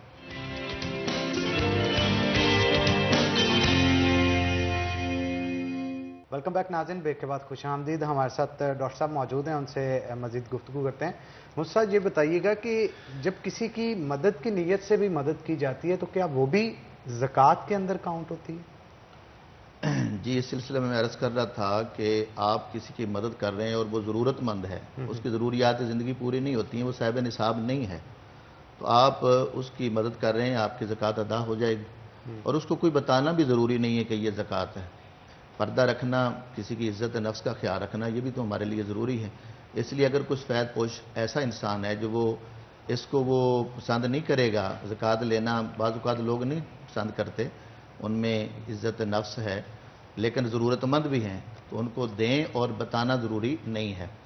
دوسری بات یہاں پر میں عرض کرنا چاہوں گا کہ آپ جب بھی صدقہ خیرات دیں، وہ زکوٰۃ ہو یا اس کے علاوہ صدقہ نفلی ہے، اس میں حتی الامکان یہ کوشش کی جائے کہ جس کو آپ دے رہے ہیں اس کو اسکرین کے سامنے نہ لائیں، اس کی عزت نفس کا خیال کریں. آج ہم اس وقت تک ہمارے انا کو تسکین نہیں پہنچتی جب تک ہم اس کو جو ہے نا پوری طرح وہ اس کی جو ہے نا اس کی وضاحت کر نہیں لیتے اور اس کو پوری طرح پبلسٹی کر نہیں لیتے. تو میرا خیال ہے ہمیں اس پہ خصوصاً توجہ دینی چاہیے کہ آج جو لوگ صرف اخبار میں دینے کے لیے یا آپ وہ اسکرین پہ لانے کے لیے، نیٹ پہ لانے کے لیے، آج وہ فیس بک پہ لانے کے لیے کر رہے ہوتے ہیں، تو پھر وہ صرف دنیا تک ہی یہ ان کو فائدہ ملے گا، کل قیامت کو فائدہ نہیں. ہماری نیت یہ ہونی چاہیے کہ ہم نے اللہ کی رضا کے لیے دینا ہے. تو پھر یہ مثال تو آپ سنتے رہتے ہیں، نیکی کری دریا میں ڈال. تو آج کل کچھ مثال الٹ بن گئی ہے کہ نیکی کر اور فیس بک میں ڈال. یہ ہمیں اس کو تھوڑا سا چینج کرنا چاہیے. یہ جو کچھ ہم کریں اللہ کی رضا کے لیے کریں. اور اس پہ بڑی پیاری حدیث پاک، حضور کا ہر فرمان پیارا ہے، لیکن وہ وقت کی مناسبت سے جہاں زیادہ وہ فٹ آ رہا ہوتا ہے تو وہ اس حوالے سے پیاری کہنے کا مقصد یہ ہے. تو آپ نے ارشاد فرمایا عبدوا الرحمن، اللہ کی عبادت کریں، واطعموا الطعام، اور لوگوں کو کھانا کھلائیں، وافشوا السلام، اور سلام کو عام کریں، تدخلوا الجنت بسلام، اور پھر سلامتی کے ساتھ آپ جنت میں داخل ہو جائیں. اب تو دیکھیے کتنا پیارا عمل، اللہ کی عبادت کا بھی ذکر آ گیا اور پھر کھانا کھلانے کا ذکر آ گیا، پھر آپس میں سلام کو عام کرنے کا یہ اخلاقیات کا درس دیا جا رہا ہے. اور پھر نتیجہ اس کا کیا نکلا کہ آپ کی آخرت بھی صبر کی جنت میں جائیں گے. حضرت جناب سیدنا زین العابدین آپ کا ذکر بھی ہو جائے گا، اور آپ کی سیرت بھی، چونکہ آپ نے اپنے نانا سے اپنے گھرانے سے بہت کچھ سیکھا ہے، تو آپ کے سوال کے ریلیٹڈ ہے آپ کا واقعہ. آپ جب تشریف لے گئے دنیا سے، یہ پچھلے مہینے میں آپ کا وصال بھی ہے، تو جب آپ کو غسل دیا جا رہا تھا تو آپ کی پشت پر کچھ نشانات تھے. تو وہ پوچھا گیا لوگوں سے کہ یہ نشانات کیسے ہیں. پھر قریبی لوگوں نے بتایا کہ اب رات کے اندھیرے میں آپ سامان اٹھا کر، خرد و نوش کا سامان، آٹا وغیرہ، تھیلے اٹھا کر لوگوں کے گھروں میں پہنچاتے تھے. اس سامان اٹھانے کی وجہ سے یہ آپ کے پشت پر نشانات پڑے ہوئے. آپ اندازہ لگائیں، ایک تو ان کی سخاوت کا پتہ چلا، دوسرا پوشیدگی میں کرتے تھے، رات کو دیتے تھے کہ کسی کو خبر بھی نہ ہو، پتہ بھی نہ چلے، کسی کی عزت پر بھی. یہ تھی تعلیمات ان لوگوں کی جنہوں نے ہمارے لیے سبق یہ ہمیشہ کے لیے چھوڑا ہے. اور آپ کے اندر حوصلے کی اگر بات کریں ہم، تو آپ سے کسی نے آ کر کہا، جناب حضرت زین العابدین سے کہا کہ فلاں بندہ آپ کے بارے میں ایسی ایسی باتیں کہہ رہا تھا، آپ کا وہ گلے کر رہا تھا، شکوے کر رہا تھا آپ کے بارے میں، آپ کی برائی بیان کر رہا تھا. تو آپ نے کہا واقعی؟ اس نے کہا جی واقعی. تو کہتا میں آپ کے ساتھ چلتا ہوں، آپ پوچھ لیں. آپ نے کہا چلیں پوچھتے ہیں. وہ خوش ہوا بھی آپ جا کے اس سے بدلہ لیں گے، ابھی جا کے اس سے انتقام لیں گے. آپ اس کے ساتھ گئے، جا کے پوچھا بھی آپ نے میرے بارے میں یہ کہا ہے. اب وہ تو نہیں کہہ سکتا تھا کہ میں نے نہیں کہا تھا اس نے. تو کہنے لگا جی میں نے حضور کہا ہے. تو فرمایا کہ میں اللہ سے دعا کرتا ہوں کہ اگر یہ باتیں جو آپ نے کہی ہیں میرے اندر ہیں تو اللہ مجھے معاف کرے، اور اگر میرے اندر نہیں ہیں تو پھر اللہ تجھے معاف کرے. دو جملوں میں دعا بھی دے دی اور اپنا طرز عمل بھی بتایا کہ برداشت اور حوصلہ ہمیں اپنے اندر پیدا کرنا چاہیے. امام اعظم ابو حنیفہ علیہ رحمہ، ہمارے پاکستان اور بہت سارا حصہ بر صغیر کے زیادہ تر لوگ اور دنیا کا زیادہ حصہ مسلمانوں کا آپ کی پیروی کرتا ہے. آپ امام ہیں، ان کے یہ تقلید کرتے ہیں، آپ کی فقہ کو مانتے ہیں. تو آپ کی سیرت ہمارے لیے اس معاملے میں ہر جگہ پر وہ ہمیں کام دیتی ہے. آپ کو کسی نے برا بھلا کہا تھا، گالیاں تک دی، اور جیلس تو لوگ ہوتے ہیں، ہر دور میں جیلس پن ہوتا ہے. تو جب آپ کے بارے میں یہ برا بھلا کہا گیا، آپ کو گالیاں دی گئی، تو آپ نے اس شخص کو کچھ نہیں کہا، خاموش رہے. اور پھر آپ نے اگلا عمل جو کیا، کچھ تحائف لیے جا کر اس کے گھر میں دیے. سبحان. جب تحائف وغیرہ جا کر دیے تو وہ بندہ حیران ہوا کہ میں نے ان کو گالیاں دی ہیں، ان کے بارے میں برا بھلا کہا ہے، اور وہ بجائے سے مجھ کے بدلہ لیتے، انتقام لیتے، مجھے تحائف دینے آ گئے، میرے گھر پہ تشریف لائے. تو آپ نے کہا کہ آپ نے جو کچھ یہ عمل کیا ہے اس سے میری نیکیوں میں اضافہ ہو گیا، میں تو آپ کا شکریہ ادا کرنے آیا ہوں. اس کا رزلٹ کیا نکلا کہ وہ پھر آپ کے شاگردوں میں شامل ہوا اور بہت بڑا وہ عالم بنا اور بہت کچھ حاصل کیا. تو آپ کے اخلاق نے انہیں اپنا بھی بنا لیا، ان کی اصلاح بھی فرما دی، اور دنیا کو میسج بھی دیا کہ اگر آپ کے بارے میں کوئی جملہ کو کہتے ہیں تو تھوڑا سا حوصلہ رکھیں گے، برداشت رکھیں گے، وہ خود شرمندہ ہوگا کہنے والا. آج ہمارے اندر حوصلہ نہیں ہے، عدم برداشت بہت زیادہ ہے. ابھی جس طرح ذکر کر رہے تھے آپ آغاز میں کہ آج ہمارے سڑک پہ کیا ہو رہا ہے، ایک لمحے کے لیے ہم رکنے کو تیار نہیں ہوتے. لڑائی جھگڑا ہو رہا ہوتا ہے، پہلے میں نے گزرنا ہے، پہلے میں نے گزرنا ہے. حالانکہ بیرون ممالک کئی جگہ پہ ہمارا جانا ہوا ہے، بعض جگہ پہ لوگ خود گاڑیاں روک دیتے ہیں اور اشارہ کرتے ہیں کہ آپ گزر جائیں، لیکن یہاں اس کے الٹ ہو رہا ہے. ہر بندہ یہ چاہتا ہے. اور پھر اگر کہیں خدا نہ خواستہ کوئی تھوڑا سا کوئی ٹکراؤ ہو گیا ہے تو وہاں معافی مانگنے کی بجائے، شرمندہ ہونے کی بجائے وہاں پر بھی ہاتھوں پائی ہو جاتے ہیں، تم نے ایسا کر دیا، آپ نے ایسا کر دیا. تو یہ ہمارے اندر جو عدم برداشت ہے، یہ ہمیں بہت نقصان کی طرف یہ چیز لے جا رہی ہے. آج ہمیں حوصلہ اپنے اندر پیدا کرنا چاہیے. اور میں ریکویسٹ کروں گا ان والدین سے کہ آج ہم اپنے بچوں کو گھر سے یہ تربیت دیں گے اور بچپن میں انہیں یہ چیزیں ان کو پختہ کریں گے ان کے دل و دماغ کے اندر، تو آنے والے وقتوں میں وہ ایک اچھے پاکستانی اور اچھے مسلمان بنیں گے. ہمیں اپنا فریضہ ادا کرنا چاہیے. اس پر بھی میں پیارے آقا صلی اللہ علیہ وسلم کا ارشاد عرض کروں گا. آپ صلی اللہ علیہ وسلم نے ارشاد فرمایا کہ تم میں سے بہترین اپنی اولاد کو تحفہ دینے والا وہ ہے جو اچھا ادب دے کے گیا ہے، سبحان اللہ، ان کی تربیت صحیح کر کے گیا، جس پہ آج ہماری توجہ نہیں ہے. اس لیے ہمیں چاہیے کہ اپنے اپنے معاشرے کے اندر والد ہے تو اپنی اولاد کی، ایک ٹیچر ہے تو اپنے اسٹوڈنٹ کی، اسی طرح کوئی بھی کسی ادارے کا سربراہ ہے، کسی جگہ پہ وہ اتھارٹی رکھتا ہے، تو نیچے والوں کی اصلاح کرنا، ان کی تربیت کرنا، یہ ہم سب کی ذمہ داری ہے. اگر اس میں ہم یہ چشم پوشی سے کام لیتے رہیں گے، سستی سے کام لیتے رہیں گے، تو معاشرہ دن بدن بگاڑ کی طرف جا رہا ہے، فسادات بڑھ رہے ہیں. عدم برداشت میں اور زیادہ اضافہ ہو رہا ہے اور بہت زیادہ ناچاکیاں ہو رہی ہیں، فتنے ہو رہے ہیں، قتل و غارت تک بات چلی گئی ہے. اس لیے آج برداشت اور حوصلے کے اس رواج کو ہمیں عام کرنا چاہیے اور اپنی اپنی جگہ پر. اور دیکھیے اب جگہ جگہ پر آپ کو یہ بات ملے گی کہ دوسروں کو ایجوکیٹ کرنا، ان کی تربیت کرنا، اچھائی کا کہنا، یہ ہمارے اسلام کا، اللہ اور اس کے رسول کا حکم ہے اور بار بار اس چیز کی ترغیب دی گئی ہے. ایک جگہ نبی کریم صلی اللہ علیہ وسلم سے عرض کیا گیا، آپ نے منع فرمایا کہ راستوں پہ نہ بیٹھا کرو. جس طرح بھی راستوں کی بات ہو رہی تھی تو ہمیں یہ چوکوں پہ، سڑکوں پہ نہ بیٹھنا چاہیے اور نہ اس طرح ٹینٹنگ کرنی چاہیے کہ لوگوں کے راستے بند ہو جائیں. تو آپ نے منع کیا کہ راستوں پہ نہ بیٹھا کرو. عرض کی حضور ہماری کچھ مجبوریاں ہوتی ہیں. فرمایا اگر زیادہ مجبوری ہو جائے تو پھر کم سے کم جو راستے کے حقوق ہیں وہ ادا کرتے رہنا. حضور وہ کیا حقوق ہیں؟ آپ نے فرمایا جب کہیں راستے میں بیٹھنا پڑ جائے تو اپنی نگاہیں نیچی رکھو. اور دوسری بات آپ نے فرمایا کف الاذی، کسی کو دکھ نہیں دینا، آپ کی وجہ سے کسی کو تکلیف نہ آئے. اور فرمایا الامر، وہاں پر الامر بالمعروف والنہی عن المنکر، وہاں پر اچھائی کا حکم دیتے رہنا ہے اور برائی سے منع کرتے رہنا ہے. یہ راستوں پر بھی. اور ساتھ ایک چیز اور جو ارشاد فرمایا سلام کا جواب دینا ہے، رد السلام، کوئی سلام کرتا ہے اس کا جواب بھی دینا ہے. تو وہاں پر بھی امر بالمعروف اور نہی عن المنکر، یعنی اچھائی کا پیغام دیتے رہنا، برائی سے روکتے رہنا، یہ ہماری ذمہ داری ہے اور اس پہ بہت زیادہ زور دیا گیا ہے. تو آج ہم یہ ذمہ داری نہیں نبھا رہے. کہتے ہیں کہ جو جاتا ہے جہنم میں جائے، ہمیں کیا ہے، اب اپنے آپ کو ہم بچائیں. یہ طریقہ ٹھیک ہے نہیں. ہم نے نہ صرف اپنے آپ کو بچانا ہے، ہم نے پورے معاشرے کو بچانا ہے، اپنی یوتھ کو بچانا ہے، اپنی خواتین کو بچانا ہے، اپنے بہن بھائیوں کو بچانا ہے، اپنے دوست احباب کو بچانا ہے، اپنے متعلقین کو ہم سب نے مل کے بچانا ہے. اگر یہ ہم فریضہ ادا نہیں کریں گے تو کل ہم مجرموں میں کھڑے ہوں گے. اور اگر آپ اس پہ غور کریں، حضرت موسیٰ علیہ السلام کے دور میں جب روکا گیا تھا ہفتے والے دن شکار کرنے سے، مچھلیاں پکڑنے سے، اب وہاں پر کچھ لوگ تھے جو رک گئے تھے، کچھ پکڑتے رہے تھے، اور کچھ وہ تھے نہ مچھلیاں پکڑتے تھے، شکار کرتے تھے اور نہ روکتے تھے. تو جب اللہ کی گرفت آئی تو وہ بھی گرفت میں آئے تھے جو کسی کو روکتے نہیں تھے. آج ہمیں اس بات پہ بھی توجہ دینی چاہیے کہ جب برائی دیکھیں، اور اس پہ واضح حدیث میں کئی جگہ پہ چینل پہ بھی عرض کر چکا ہوں کہ آپ کو یہ حکم ہے، اللہ کے پیارے نبی نے فرمایا کہ آپ کے اندر طاقت ہے، برائی دیکھیں اس کو روک دیں. اور اگر آپ کے ہاتھ میں طاقت نہیں ہے، اتنے طاقتور نہیں ہے، تو کم سے کم زبان سے آپ روکیں، اس کو برا کہیں.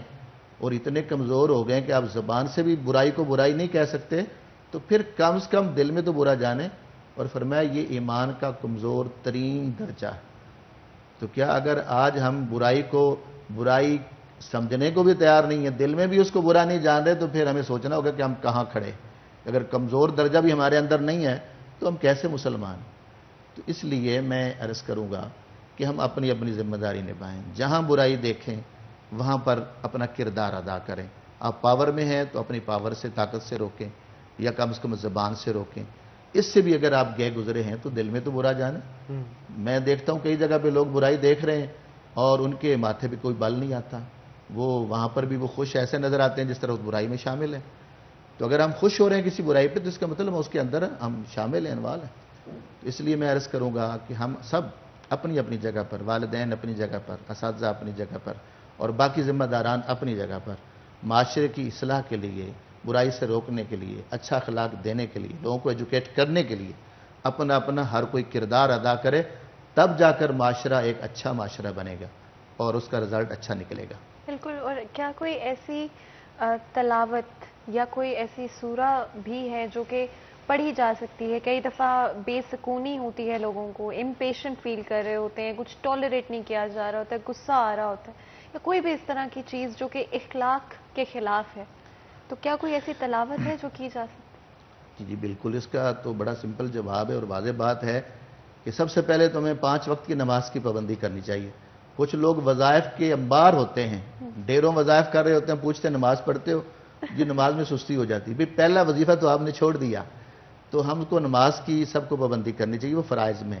اس کے بعد آپ درود پاک، اس میں کوئی ایک تسبیح لے لیں کم از کم، ہر نماز کے بعد نہیں ہے، یا اس کے علاوہ کوئی ذکر پاک آپ کو جو آسانی سے ہوتا ہے وہ کریں. اور صورتوں میں سے ویسے تو ہر صورت اس کا اپنا مقام ہے. سورہ یاسین کے بارے میں آتا ہے جب صبح ٹائم آپ پڑھ لیتے ہیں تو سارا دن آپ کے برکتیں آپ کے ساتھ رہیں. اللہ کی رحمت برکت اترتی رہے گی. اس لیے آغاز میں ہمیں دن کے آغاز میں صبح ہی ہمیں سورہ یاسین کی تلاوت کر لینی چاہیے. اور اسی طرح رات سونے سے پہلے ہم کوشش کریں کہ فاتحہ شریف اور اسی طرح سورہ اخلاص 3 دفعہ پڑھ کے سویا کریں. حضور نے فرمایا کہ سورہ اخلاص 1/3 قرآن کے برابر اس کا ثواب ہے. گویا 3 دفعہ پڑھیں گے پورے قرآن کا ثواب مل جاتا ہے. تو اتنا پیارا ہمارے پاس عمل موجود ہے. قرآن سے بڑھ کر اور کیا ذکر ہو سکتا ہے. اس لیے نماز کے بعد آپ یہ صورتیں اپنا معمول بنائیں. صبح سورہ یاسین کی تلاوت کریں, رات کو فاتحہ شریف پڑھیں, اسی طرح آیت الکرسی ضرور پڑھا کریں. اور یہ آخری جو ہے وہ تینوں صورتیں پڑھ لیں. آپ سورۃ اخلاص 3 دفعہ, فلق ناس پڑھ لیں, اور پڑھ کر آپ اپنے جسم پر پھونک مار کر ہاتھ بھی پھیر لیتے ہیں تاکہ اللہ تعالیٰ محفوظ بھی رکھے گا, ہر طرح کے کوئی اثرات سے بھی آپ محفوظ رہیں گے. تو اسی طرح ذکر پاک کو اگر آپ اپنا معمول بنا لیں گے, درود پاک اپنا ورد بنا لیں گے, قرآن پاک کی تلاوت قرآن پاک جب تک ہمارے گھروں میں ہوتی تھی نا تو بہت ساری برکتیں تھیں, لیکن جب سے ہم نے قرآن چھوڑا تو تب سے بے برکتیاں آ گئی ہیں. معزز تھے زمانہ میں وہ مسلمان ہو کر تم خار ہوئے, یعنی ہم خار ہوئے تارک قرآن ہو کر. علامہ نے یہ اشارہ دیا کہ جب تک ہمارے بڑے قرآن پڑھتے رہے اور ہمارے گھروں میں قرآن کی تلاوت ہوتی رہی, ہم عزت سے زندگی گزار رہے تھے, معاشرے میں بھی عزت تھی, پوری دنیا میں ہماری عزت تھی. اور جب سے قرآن سے تعلق جوڑا, پڑھنا بھی چھوڑا, سمجھنا بھی چھوڑا اور اس پر عمل کرنا بھی چھوڑا, تو ذلت و خواری ہمارا مقدر بن رہی. آج پھر سے دوبارہ ہمیں لوٹنا ہوگا قرآن کی طرف اور صاحب قرآن کی طرف. میں یہ ذمہ داری سے عرض کر رہا ہوں, اور یہ ایک پرمقصد میں یہ اپنا مشورہ دے رہا ہوں کہ آج ہم اپنا معمول بنا لیں قرآن پاک کی تلاوت کا اور نبی کریم صلی اللہ علیہ وسلم پر درود و سلام پڑھنے کا. باقاعدگی سے جب ہمارا معمول بن جائے گا, یقین کریں بہت ساری بیماریاں, پریشانیاں, دکھ, مصیبتیں اور کچھ خود ساختہ آج کل پریشانیاں ہم نے اپنے کھاتے ڈال لی. کوئی تھوڑا سا معاملہ ہوتا ہے, بغیر سوچے سمجھے ہم یہ ذہن بنا لیتے ہیں فلاں نے مجھ پہ جادو کیا ہوگا, فلاں نے یہ کر دیا ہوگا, فلاں نے مجھے فلاں وقت میں ایسا کہا تھا نا تو آج اس نے مجھ سے بدلہ لے لیا. تو ہمیں اللہ پہ یقین کم ہے, لوگوں سے ان پر ہمارا یقین زیادہ ہو گیا. ہمیں اللہ پر یقین رکھنا چاہیے. 5 وقت کی آپ نماز پڑھنے والے ہیں اور قرآن پاک کی تلاوت کرنے والے ہیں, نبی پاک کی بارگاہ میں درود و سلام باقاعدگی سے آپ پڑھتے ہیں, اور یہ صورتیں میں نے ابھی عرض کی ہیں ان کو آپ باقاعدگی سے پڑھتے ہیں, تو اللہ تعالیٰ کئی مصائب سے, کئی پریشانیوں سے آپ کو محفوظ رکھے گا. اس لیے میں یہی کہوں گا کہ باقاعدگی, کیونکہ بعض اوقات ایک دن میں آپ 4 وظائف, سینکڑوں میں آپ وظائف لے آتے ہیں اور کبھی نماز بھی نہیں پڑھتے ہیں, تو وہ پھر وہ پورے فوائد نہیں ملتے. باقاعدگی ہونی چاہیے, استقامت ہونی چاہیے. جو کچھ کر رہے ہیں آپ وہ استقامت کے ساتھ کریں, اس کا رزلٹ یقیناً نظر آئے گا. بالکل, بہت شکریہ آج کے شو کے اندر آپ آئے, اور بڑی مفید ڈسکشن رہی آپ کے ساتھ, اور امید کرتے ہیں اس کا اثر ہمارے اوپر اور ہماری آڈینس کے اوپر بھی بہت زیادہ ہوا ہوگا. بہت کچھ سیکھنے کو ملا. ونس اگین آپ کا بہت شکریہ. اسی کے ساتھ ناظرین ایک چھوٹی سی بریک لیں گے, بریک کے بعد دوبارہ حاضر ہوتے ہیں. کہیں مت جائیے گا, ہمارے ساتھ رہیے گا.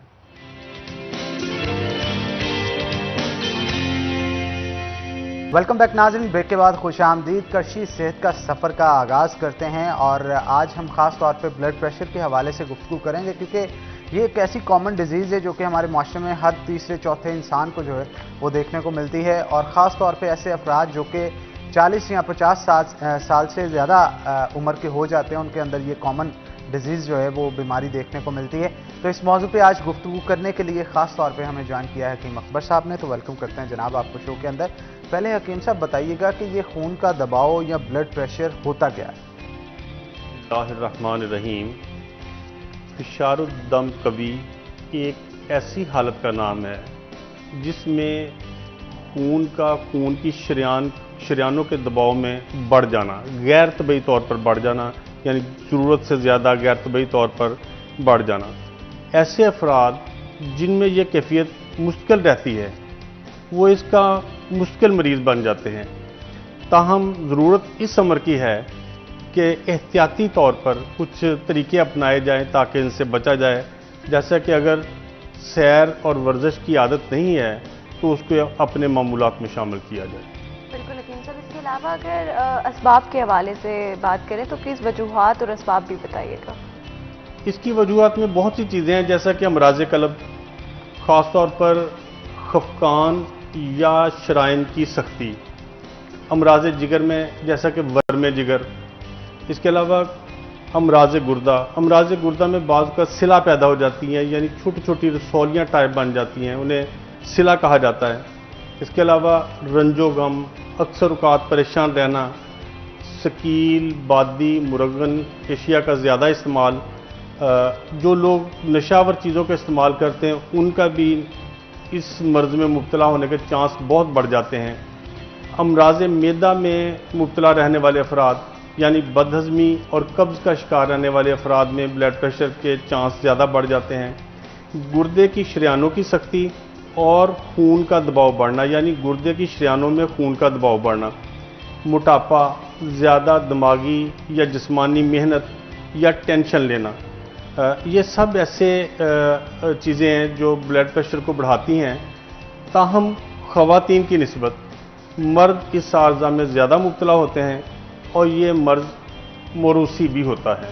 بالکل آپ ٹھیک کہہ رہے ہیں حکیم صاحب۔ ہائی بلڈ پریشر کی علامات کیا ہوں گی؟ سر بھاری محسوس ہوتا ہے، سر چکراتا ہے، چہرے کی رنگت سرخ ہو جاتی ہے، اکثر مریض بدہضمی کی شکایت کرتا ہے، رگیں تڑپتی ہیں، اس کے علاوہ سانس پھول جانا، خفقان کی علامات نمایاں ہو جاتی ہیں۔ اس کے علاوہ اگر ہائی بلڈ پریشر کے حوالے سے بات کریں اور احتیاطی تدابیر یا پریکاشنری میئرز جو وقت سے پہلے اگر لے لیں تو کافی بہتر چیزیں ہو سکتی ہیں، اس حوالے سے بھی بتائیے گا۔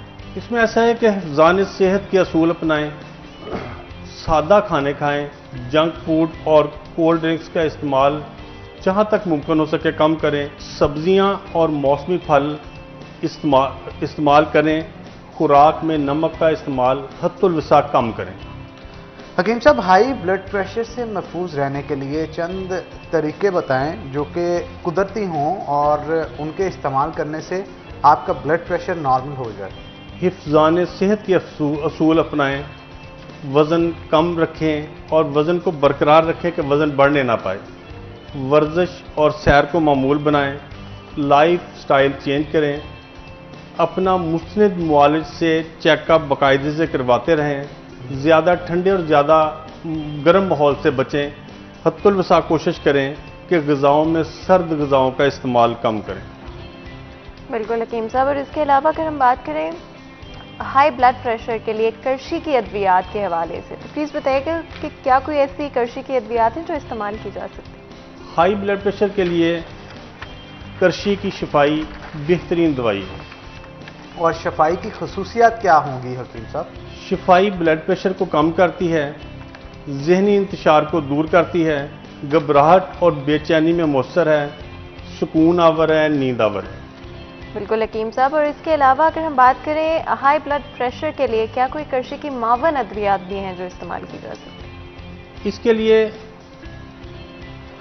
کاردل اور گارلی کیئر، اس کے علاوہ صفوف تبخیر، چھلکا اسبگول، جوارش شاہی، اطریف الکشنیز، کرشی کی بلڈ پریشر کے لیے معاون ادویات ہیں۔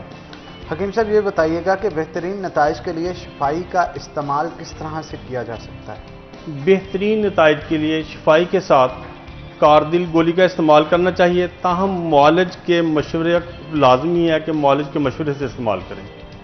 بالکل حکیم صاحب، اور آف کورس آپ کو پتہ ہے کہ کرشی کی جتنی بھی ادویات ہیں وہ گولڈ سٹینڈرڈ مینوفیکچرنگ سے تیار کی جاتی ہیں، تو میں چاہوں گی اگر آپ آسان لفظوں میں ہمارے لیے یہ چیز ایکسپلین کر دیں کہ گولڈ سٹینڈرڈ مینوفیکچرنگ ہوتی کیا ہے۔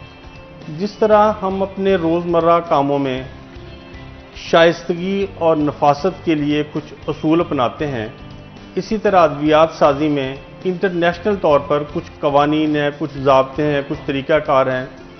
الحمدللہ کرشی نے ان تمام چیزوں کو اپنایا ہے۔ اس کے لیے بہترین مشینری، اعلیٰ ٹیکنالوجی جو ممکن ہو سکا کیا ہے۔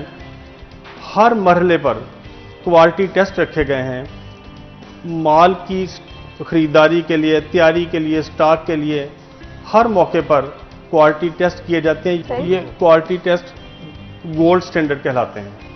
حکیم صاحب یہ بھی بتائیے گا کرشی کی مصنوعات کہاں سے مل سکتی ہیں، اس کی تفصیلات کیا ہوں؟